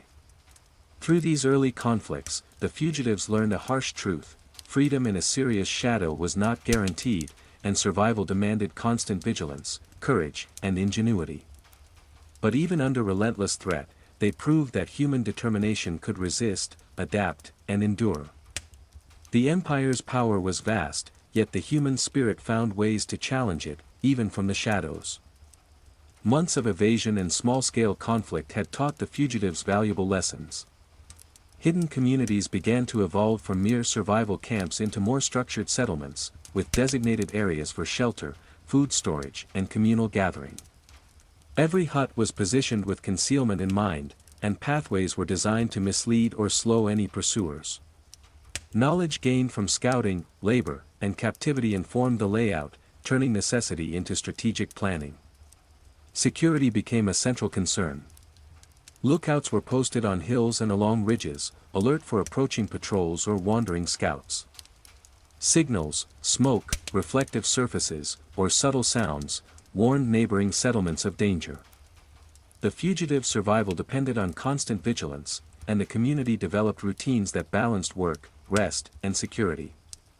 Even leisure and communal activities were structured around safety, with children learning to move silently and adults rotating guard duties. Food production also adapted. Gardens were hidden among dense foliage, small hunting parties moved along unpredictable routes, and storage pits were concealed to avoid theft or discovery. The community's ability to feed itself determined its endurance, and even minor lapses in planning could be fatal. Every meal, every water source, and every harvest required both effort and strategic thinking. Social structure emerged naturally. Elders, who remembered the villages and traditions of their past, assumed leadership roles, guiding decisions, teaching survival skills, and mediating disputes. Experienced escapees and skilled laborers became scouts, hunters, and defenders, while others contributed according to abilities. Cooperation was not only practical, it became a cultural necessity, a shared understanding that life depended on collective effort. Psychological resilience was cultivated alongside physical survival. Stories of the homeland were retold, songs hummed softly, and rituals adapted to the new environment. These small acts maintained identity and reinforced morale, reminding the community that they were more than captives, they were people reclaiming agency in a hostile world. Hope, though fragile, became a driving force, giving purpose to labor, vigilance, and endurance. Training and adaptation became ongoing processes. Children learned not just survival skills but also strategic thinking, navigation, and observation. Adults refined methods of concealment, evasion, and defense. Even the elderly contributed knowledge about local flora, terrain, and weather patterns, making each member integral to the settlement's survival.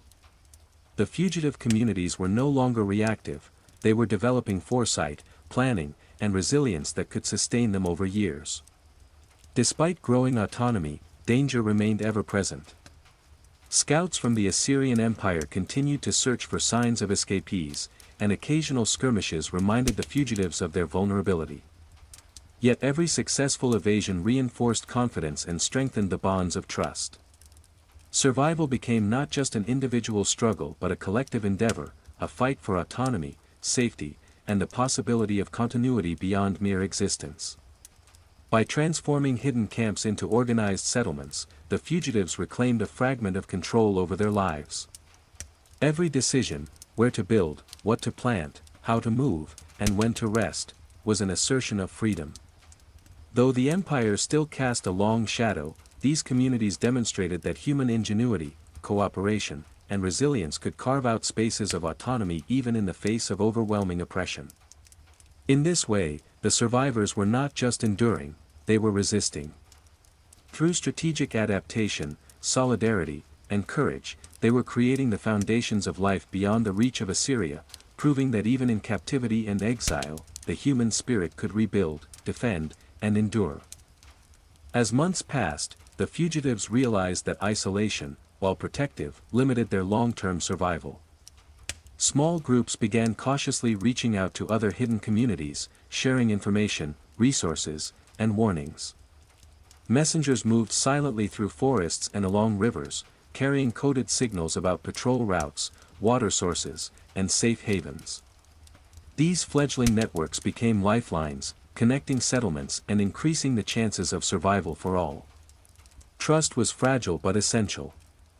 Every new contact was evaluated carefully, one betrayal could mean disaster.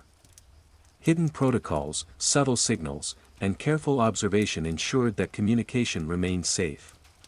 Communities learned to recognize patterns, decode messages, and coordinate movements without exposing themselves. Knowledge became both a weapon and a shield, turning information into survival. The networks allowed communities to specialize. Some groups focused on agriculture, cultivating hidden gardens or hunting particular areas, while others excelled at scouting, defense, or teaching survival skills.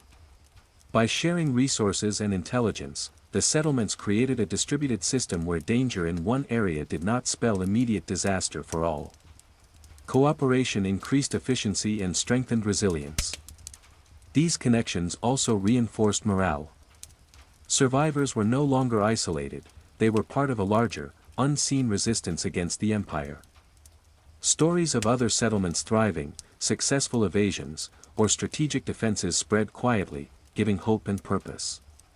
Even minor victories, sharing surplus food, warning of approaching scouts, or successfully defending a camp, were celebrated as collective achievements.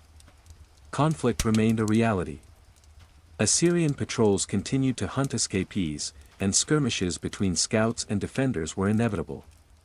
Yet the networks allowed for rapid communication and coordinated responses, giving the fugitives a strategic advantage. A warning sent from one settlement could help another evade capture, demonstrating the power of collaboration even in the shadows. Cultural identity persisted alongside these networks. Communities exchanged songs, stories, and rituals, reinforcing memory and humanity in a world that sought to erase them. Elders taught young people not only survival skills but also history, values, and the importance of solidarity. Every shared memory and skill strengthened the invisible bonds connecting the scattered fugitives, giving them a sense of belonging and purpose. Life became a delicate balance between risk and reward. Movement between settlements allowed access to food, resources, and knowledge, but each journey carried the possibility of discovery. Vigilance, strategy, and coordination became central to everyday life. The fugitives learned to calculate risk carefully, turning their experience under oppression into a form of tactical mastery. Through these networks, the escapees transformed mere survival into resilience. Individual settlements were strengthened, the collective knowledge of the fugitives grew, and the empire's reach was challenged indirectly. Though constantly under threat, these communities proved that cooperation, communication, and strategic intelligence could preserve freedom, protect lives, and sustain hope even in the shadow of Assyrian power. As the networks of fugitives strengthened, some settlements gained the confidence and organization to resist the empire actively. Scouts had mapped patrol patterns, hidden caches of weapons had been assembled, and communities coordinated strategies for defense. The fugitives learned that evasion alone was not always enough, sometimes survival demanded confrontation. The first coordinated defenses were small but effective. When a scouting party stumbled upon a settlement, the inhabitants used traps, misleading signs, and ambushes to repel the intruders. Stones, sharpened stakes, and hidden pits turned the environment into a weapon, giving the defenders an advantage despite their smaller numbers. Every skirmish was tense, dangerous, and often brutal, yet each victory, however minor, strengthened morale and reinforced trust within the community. Communication between settlements was crucial. Alerts were sent ahead of approaching troops, allowing multiple camps to prepare or relocate as needed. Messages were subtle, reflected light, rustling leaves, or prearranged symbols, ensuring that information moved quickly without exposing the network. Coordination allowed the fugitives to concentrate forces temporarily, striking opportunistically, and then dispersing before reinforcements could arrive. Children and elders played roles even in defense. While the young assisted with reconnaissance, signal observation, or minor defensive tasks, elders advised on strategy, terrain, and historical knowledge that could guide decisions. Every member contributed, transforming settlements into cohesive, multifunctional units where experience, knowledge, and bravery combined to survive. These defensive efforts were not without cost. Injuries, exhaustion, and fear tested the limits of endurance.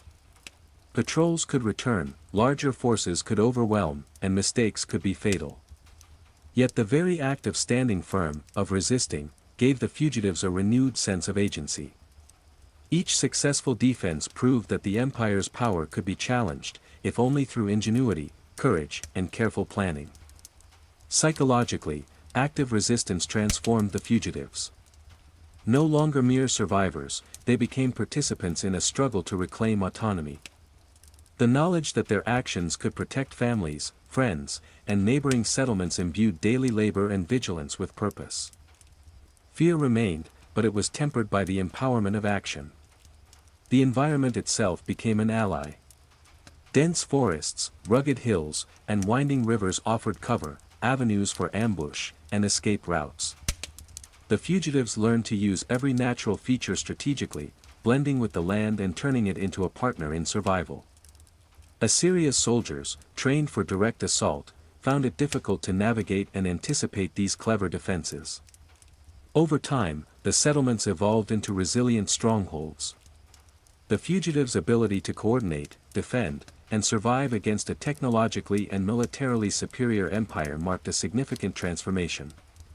They were no longer solely reacting to threats, they were shaping their environment, influencing outcomes, and asserting a form of freedom even under constant risk. These first defensive victories, though limited in scale, proved a vital lesson. Survival required not only endurance and secrecy but strategy, cooperation, and courage. Each confrontation reinforced the strength of networks, the value of knowledge, and the resilience of a people who refused to be entirely conquered. The first major confrontations came as Assyria realized that the fugitives were not merely fleeing, they were organizing, coordinating, and resisting. Professional patrols evolved into small detachments of soldiers trained to locate and crush hidden settlements. What had once been skirmishes escalated into full-fledged clashes, testing the fugitives' ingenuity, courage, and unity. The fugitives relied on terrain, surprise, and cunning. Ambushes in narrow valleys, hidden pits in forest paths, and coordinated attacks from multiple directions allowed smaller groups to inflict damage and evade capture. Stones, sharpened stakes, and fire traps became force multipliers, turning knowledge of the land into a powerful defensive tool. Yet, despite clever tactics, the soldiers were better armed and disciplined, and casualties among the fugitives were inevitable. Every battle left scars. Some communities were destroyed, forcing survivors to scatter and rebuild. Others lost leaders or experienced devastating injuries that threatened morale and survival.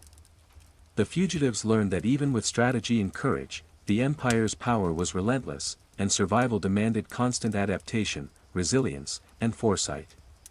Communication and networks became even more crucial. Neighboring settlements relayed information about troop movements, upcoming patrols, and potential escape routes. Shared intelligence allowed communities to reinforce defenses, relocate vulnerable members, or lure enemy detachments into traps. Cooperation, once a matter of convenience, became a lifeline, ensuring that knowledge and strategy were distributed across the network. Despite losses, morale remained surprisingly resilient. Survivors drew strength from each victory, each narrow escape, and each act of solidarity.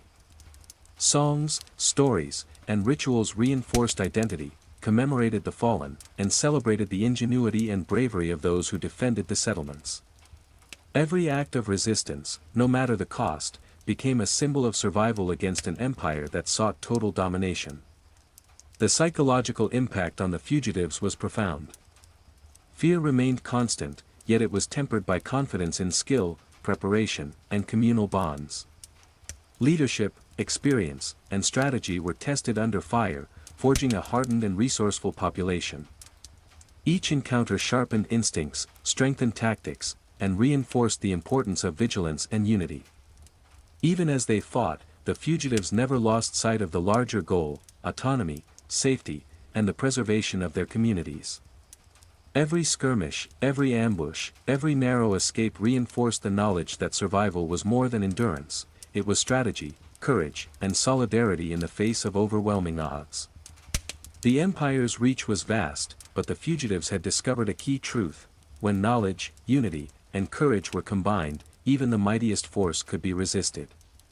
These early clashes were brutal, costly, and terrifying, yet they demonstrated that a determined people, though hunted and oppressed, could endure and fight back, transforming fear into resilience, and oppression into the fuel for survival.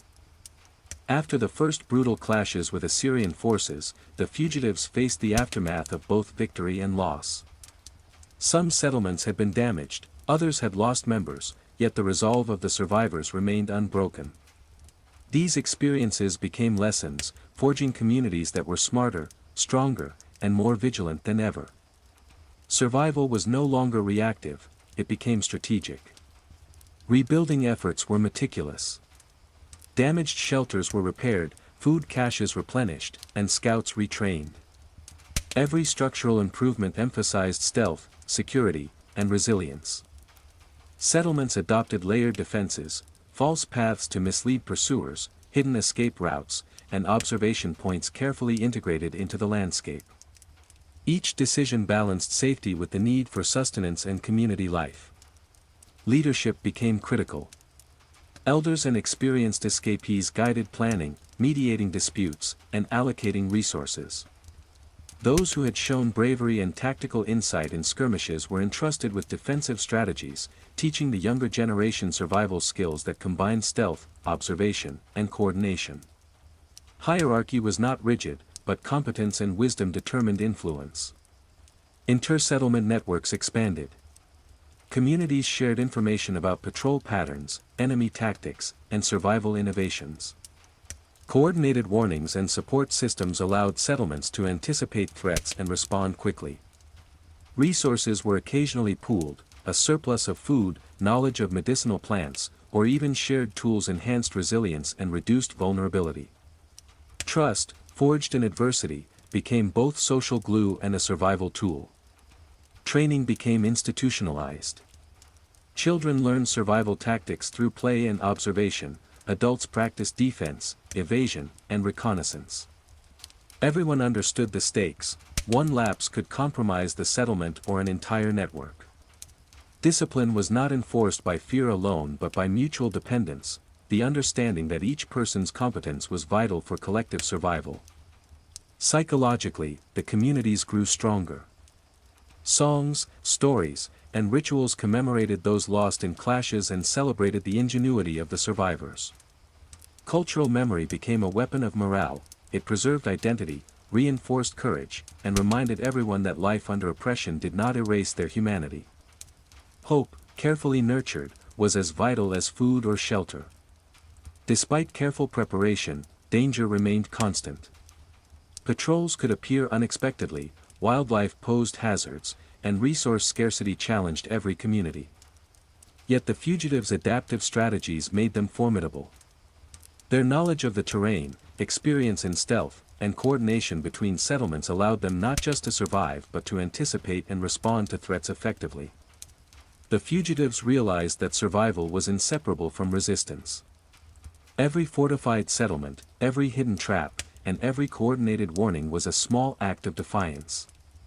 They were no longer passive victims, they were autonomous communities asserting control over their fate, even under the shadow of an empire. In this way, the survivors transformed hardship into resilience. Life was precarious, but the fugitives had discovered a key truth: preparation, unity, and strategic thinking could preserve freedom, protect lives, and maintain hope. The fight for autonomy had evolved from simple evasion into a calculated, enduring struggle, one in which courage, ingenuity, and solidarity were the ultimate weapons. By now, the fugitives' hidden settlements had evolved beyond mere survival camps. Through months of skirmishes, observation, and shared intelligence, they began developing a systematic approach to defense. It was no longer enough to hide or flee, the community's coordinated strategies designed to anticipate, repel, and outmaneuver Assyrian patrols. Settlements established layered defenses. The outer perimeters were deliberately deceptive. False trails, tripwires, and misleading signs deterred or delayed enemy scouts. Hidden escape routes ensured that even if a patrol breached the first line, inhabitants could vanish into the forest or hills. Observation posts on high ground allowed early warning of approaching forces, giving communities precious time to prepare or evacuate. Communication networks became highly sophisticated. Messengers moved between settlements carrying coded signals, relying on prearranged patterns of leaves, rocks, or smoke. Coordination allowed multiple camps to respond in unison, sharing reinforcements or luring enemy detachments into traps. The fugitives had transformed isolation into an interconnected system, turning knowledge and stealth into collective power. Training intensified. Adults practiced ambush tactics, reconnaissance, and counter-surveillance. Children learned to navigate silently, carry messages, and signal warnings.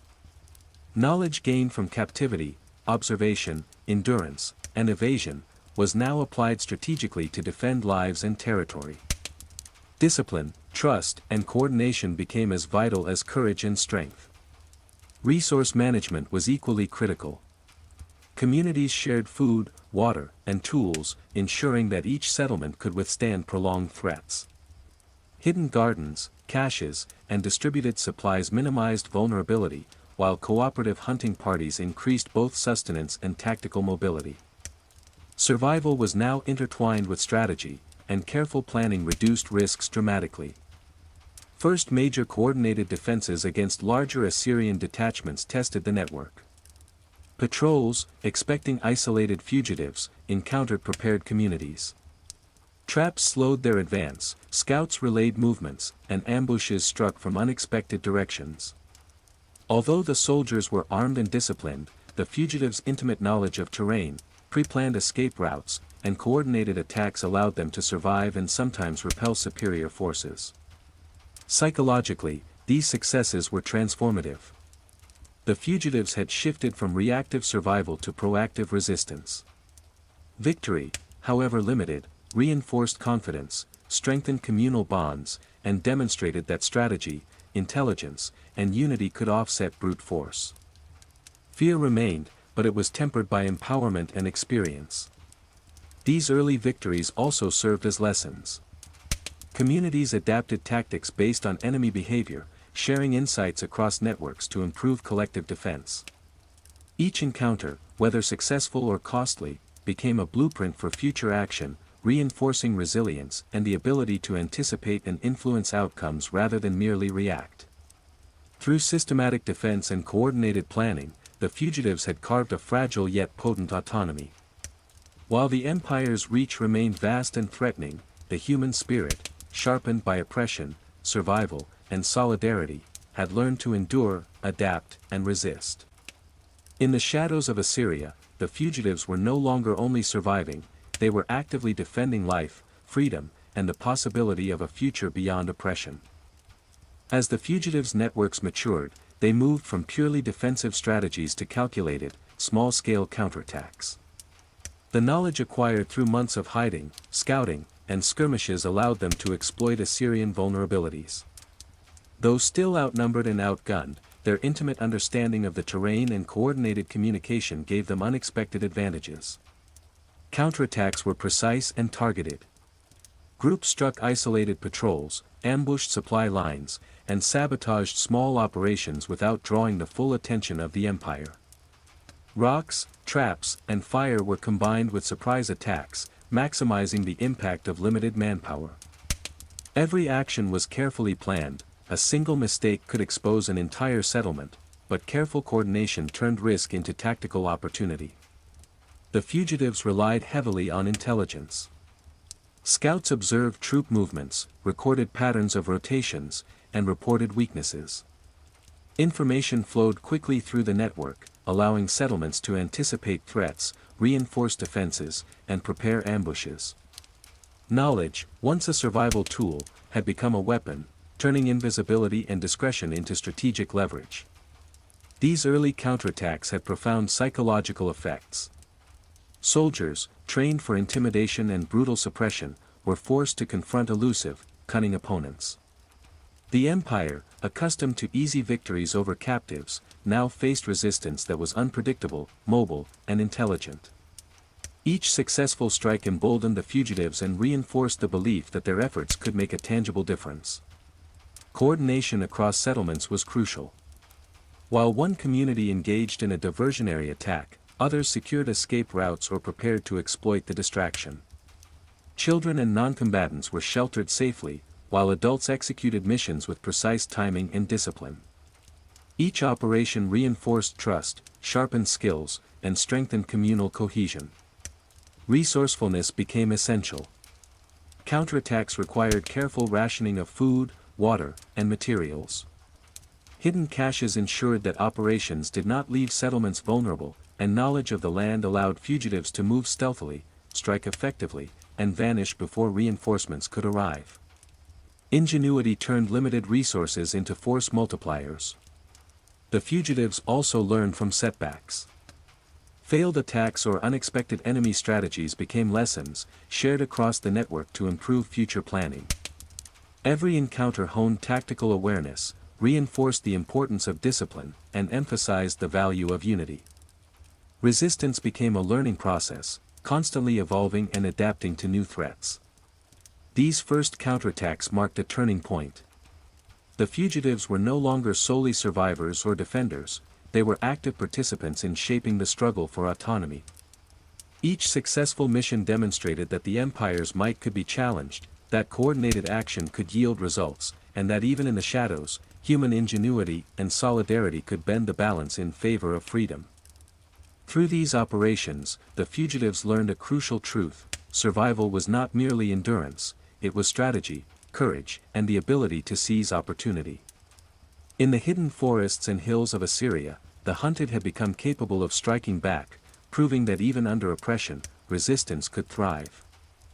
The months of careful planning, scouting, and small-scale counterattacks began to bear fruit.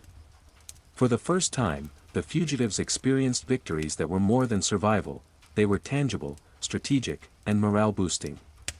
Isolated Assyrian patrols were ambushed and defeated, supply lines disrupted, and key routes to settlements secured.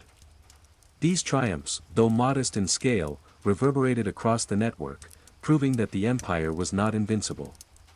Celebration was cautious but heartfelt. Survivors shared stories of successful ambushes, survival against overwhelming odds, and clever maneuvers that saved lives. Songs, whispered in the shadows, praised courage and ingenuity. Even small victories strengthened trust within and between settlements, reinforcing the idea that cooperation, intelligence, and bravery could overcome fear. Strategically, these early victories allowed settlements to expand and consolidate. Hidden gardens, caches, and shelters could be better maintained without immediate fear of destruction. Scouts could explore further, map terrain more accurately, and refine defensive and offensive tactics. Knowledge became an accumulating advantage, each success building the skills and confidence for the next operation. The psychological impact was profound. For months, fear had dominated life, now hope and agency began to emerge. Communities understood that their actions could influence outcomes, protect their people, and even challenge the empire's dominance in subtle but meaningful ways. Courage was reinforced by proof: the Assyrian forces could be resisted, evaded, and, occasionally, defeated. Coordination between settlements reached new levels of sophistication. Success in one location informed tactics in another. Knowledge of ambushes, patrol routines, and terrain advantages was shared, improving collective defense and offensive potential. The network functioned as a resilient organism, where each victory strengthened the whole and reduced vulnerability across multiple settlements. These victories also transformed identity. The fugitives were no longer defined solely by captivity or survival, they were becoming a community of resilient, strategic, and courageous individuals. Collective memory celebrated ingenuity, adaptability, and unity, creating a sense of pride and purpose that contrasted sharply with the terror they had endured under Assyria. Yet the fugitives never let success breed complacency. Every victory was tempered with caution, planning, and preparation for the inevitable counterattacks. They knew the empire would respond, that danger remained, and that survival required constant vigilance. The balance between celebration and strategy became a defining feature of these emergent communities. In the shadows of the empire, these first victories illuminated the path forward.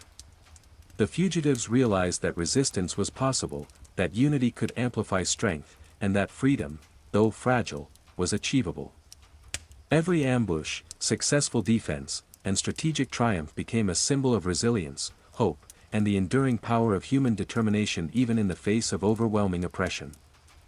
With experience and confidence growing, the fugitives' networks began to orchestrate larger, coordinated operations. Settlements that had once acted independently now planned simultaneous actions, striking multiple targets or distracting enemy patrols while others moved or reinforced vulnerable positions. Scale and timing became as important as stealth and cunning. Scouts and messengers played a central role. Information about troop movements, terrain, and resources flowed rapidly between settlements, allowing leaders to devise strategies that exploited the empire's weaknesses. Communities synchronized attacks, timing ambushes to maximize impact while minimizing risk. Even small contingents could achieve significant effects when acting in concert, proving that unity multiplied strength. These coordinated strikes extended beyond immediate survival. Fugitives began targeting supply lines, destroying temporary encampments, and sabotaging patrol routes. Each successful operation disrupted Assyrian logistics, forcing soldiers to divert resources, slow movements, and rethink strategies. The empire, accustomed to suppressing isolated captives, now faced an elusive adversary capable of organized disruption. Preparation for large-scale operations was meticulous. Settlements rehearsed maneuvers, hid reserves, and ensured communication channels remained secure. Terrain became both a shield and a weapon. Hills, rivers, and forests were mapped with precision, allowing forces to strike unexpectedly and vanish before reinforcements arrived. Planning and adaptability became as vital as courage and strength. These actions had a profound psychological effect on the fugitives.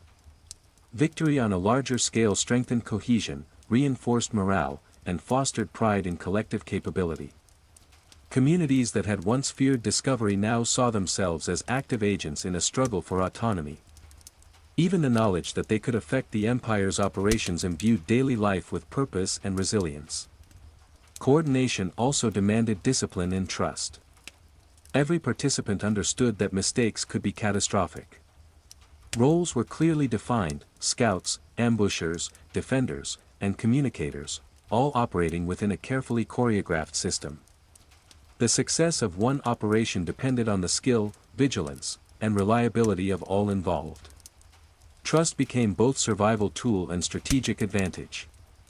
Despite these successes, danger remained omnipresent. Assyria's forces were formidable, and every strike risked retaliation. Casualties, injuries, and logistical setbacks reminded the fugitives that freedom was neither guaranteed nor permanent. Yet each operation reinforced a fundamental truth: even under oppression, well-coordinated, intelligent action could challenge the mightiest forces.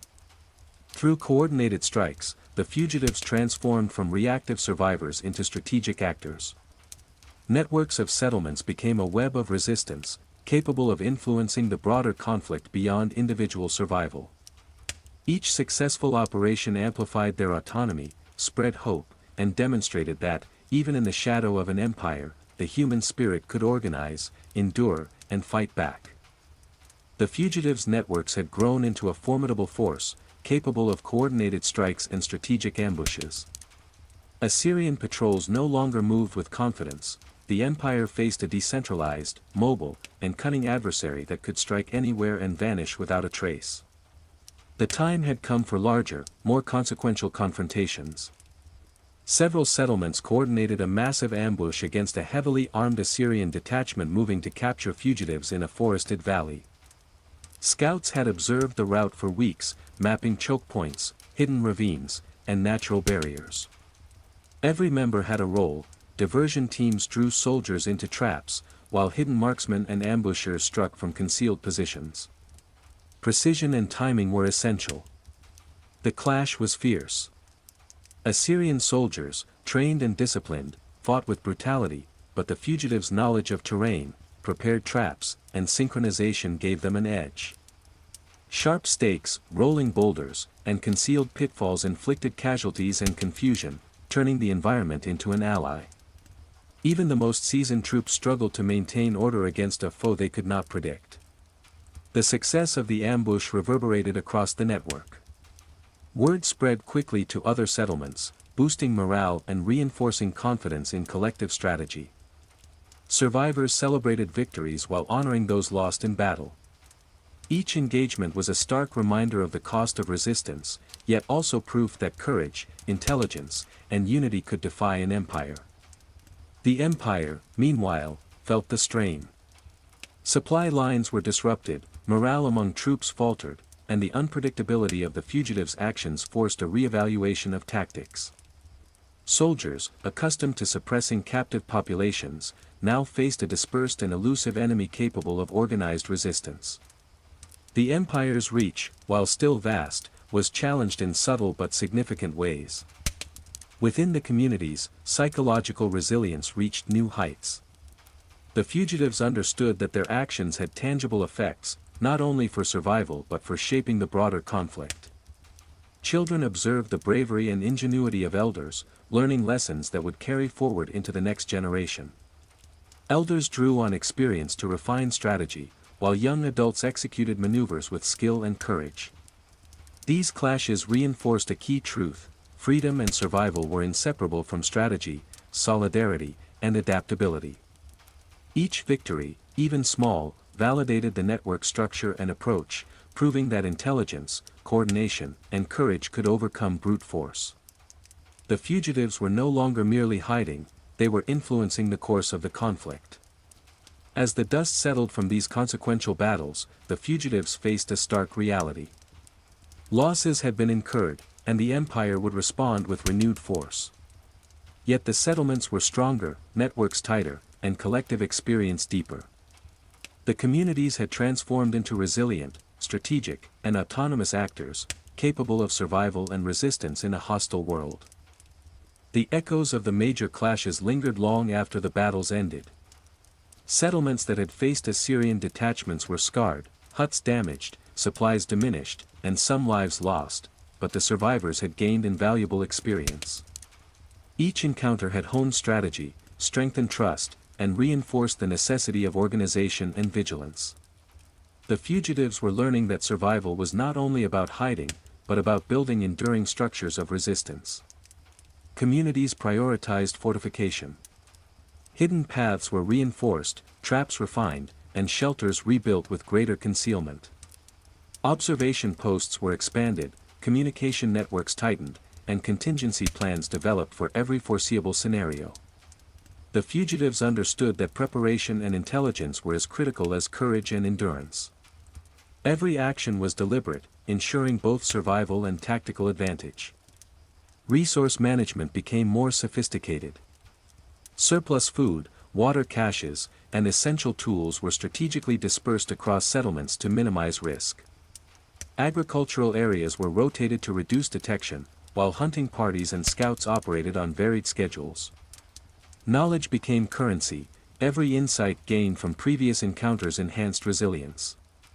Psychologically, the communities were stronger.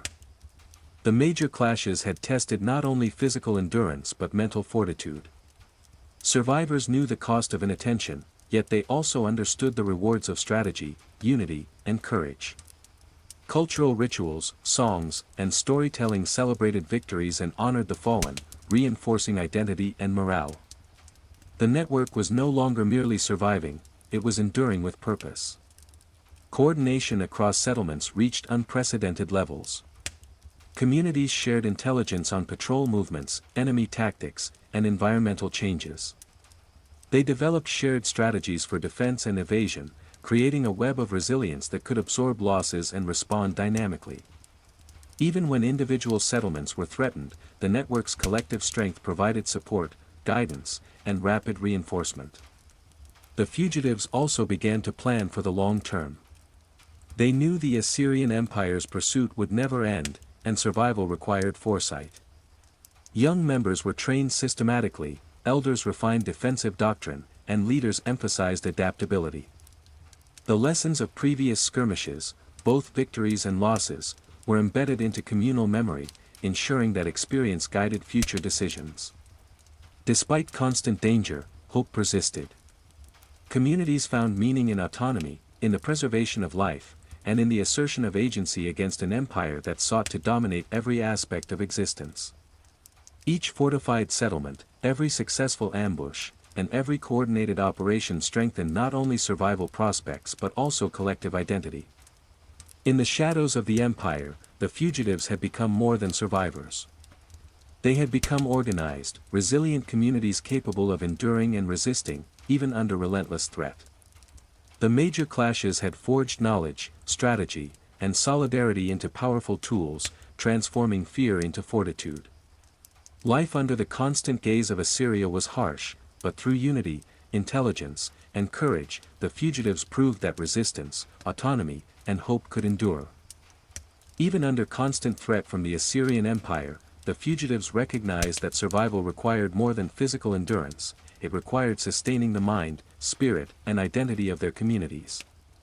Culture became a vital tool, binding settlements together and reinforcing resilience. Songs and stories were quietly shared around concealed fires, often recounting past bravery, clever escapes, or victories over Assyrian forces. These narratives were not merely entertainment, they were instructional, preserving tactical knowledge, memory of the land, and the lessons of survival. Children absorbed strategy, caution, and courage indirectly, learning from stories of elders who had endured, evaded, and resisted. Rituals and customs were adapted to the new environment. Seasonal celebrations, rites of passage, and shared observances reinforced communal bonds. Even simple acts, preparing meals, tending gardens, or maintaining shelters, were infused with meaning, emphasizing cooperation, discipline, and mutual reliance. These cultural practices created continuity, giving life structure and purpose in a world defined by danger. Art, though modest, served as both expression and education. Patterns drawn in dirt, small carvings, or subtle markings in the forest conveyed information, signaled safe paths, or preserved historical memory. Creativity became an essential aspect of survival, blending utility with identity. Every mark, melody, or story was a testament to persistence, ingenuity, and communal identity. Psychological resilience was nurtured intentionally. Elders taught not only skills but also patience, foresight, and the importance of mental discipline. Communities learned to manage fear, maintain hope, and cultivate confidence in collective capabilities. Even under constant threat, individuals found ways to reinforce self-worth, courage, and optimism. Interactions between settlements strengthened both culture and strategy. Shared festivals, messaging, and coordinated work reinforced solidarity and trust. Communities exchanged knowledge, resources, and stories, ensuring that traditions, and tactical wisdom, were preserved even in the most precarious circumstances. These connections transformed isolated groups into a resilient, interconnected network. Through culture, the fugitives maintained a sense of identity and purpose. They were no longer defined solely by the threat of the empire, they were teachers, storytellers, strategists, and innovators. Every song, story, and ritual was both a lifeline and a subtle form of resistance, asserting humanity and continuity in the face of oppression. In this way, culture became a weapon as important as a trap, a strategy as vital as stealth, and a source of strength as necessary as food or water.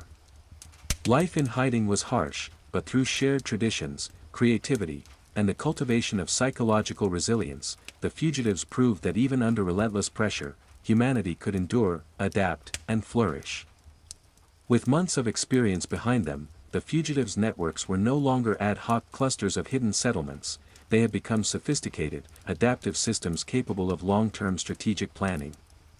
Lessons from prior skirmishes, counterattacks, and ambushes were analyzed, codified, and shared, allowing communities to evolve collectively rather than individually. Leadership structures matured.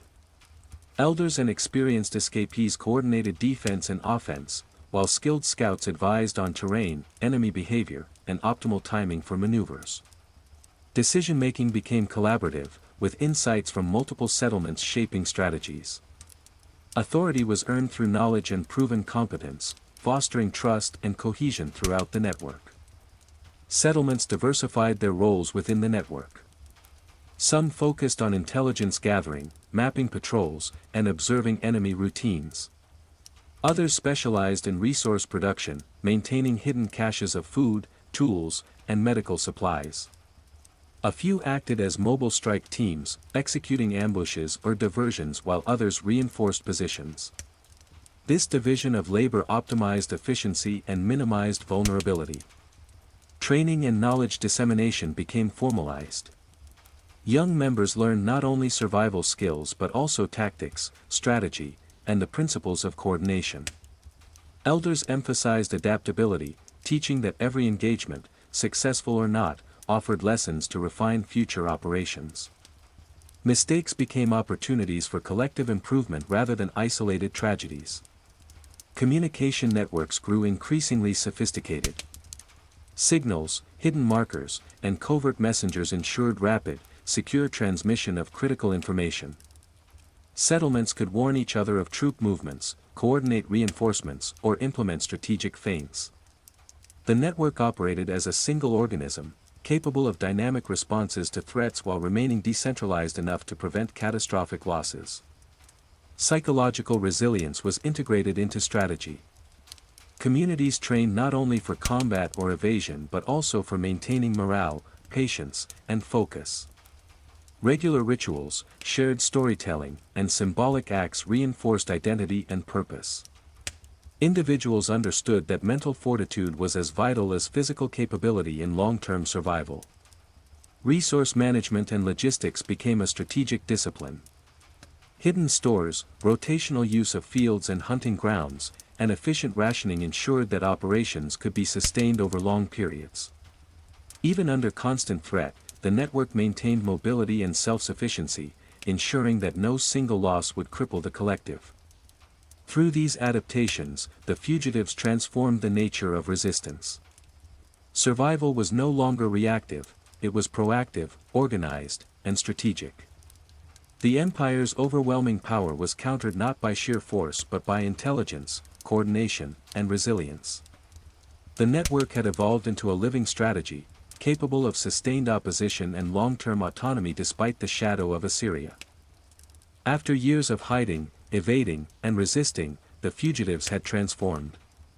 From scattered, fearful individuals, they had become resilient, organized, and strategically adept communities. Life under the shadow of Assyria was brutal, yet through ingenuity, courage, and solidarity, they had carved out spaces of autonomy and survival. The empire remained vast and powerful, but it had met unexpected resistance. Coordinated ambushes, disrupted supply lines, and the resilience of hidden settlements had shown that even an overwhelming force could be challenged. Victory was not measured by conquest alone but by the preservation of life, culture, and freedom in the face of oppression. Every settlement carried the scars of struggle, lost members, damaged shelters, and the constant weight of vigilance, but also the marks of resilience, fortified homes, intricate networks, and shared knowledge. The fugitives had learned that survival depended on strategy as much as courage, cooperation as much as individual skill, and foresight as much as endurance. Culture and identity endured alongside survival. Songs, stories, rituals, and practical knowledge bound communities together, transmitting lessons and hope across generations. Children learn the history of their people not through textbooks but through lived experience, observation, and the careful guidance of elders. Every story of clever escape, narrow survival, or small victory reinforced identity, courage, and unity. Psychological resilience became as vital as physical survival. The fugitives had learned to manage fear, maintain hope, and adapt to constant danger. Every challenge strengthened mental fortitude, every loss taught vigilance, and every triumph reinforced solidarity. They had discovered that in a world dominated by violence, the human spirit could endure through creativity, planning, and mutual support. The fugitives' legacy was more than survival, it was an enduring testament to adaptability, intelligence, and courage. While the empire sought to dominate, these communities had demonstrated that life, freedom, and identity could persist even under relentless threat. They had shown that strategic thinking, collaboration, and the cultivation of culture could transform vulnerability into resilience. In the end, life in ancient Assyria was a daily struggle against overwhelming odds, but the fugitives proved that survival was possible, not just as endurance, but as active resistance, intelligent adaptation, and the preservation of humanity.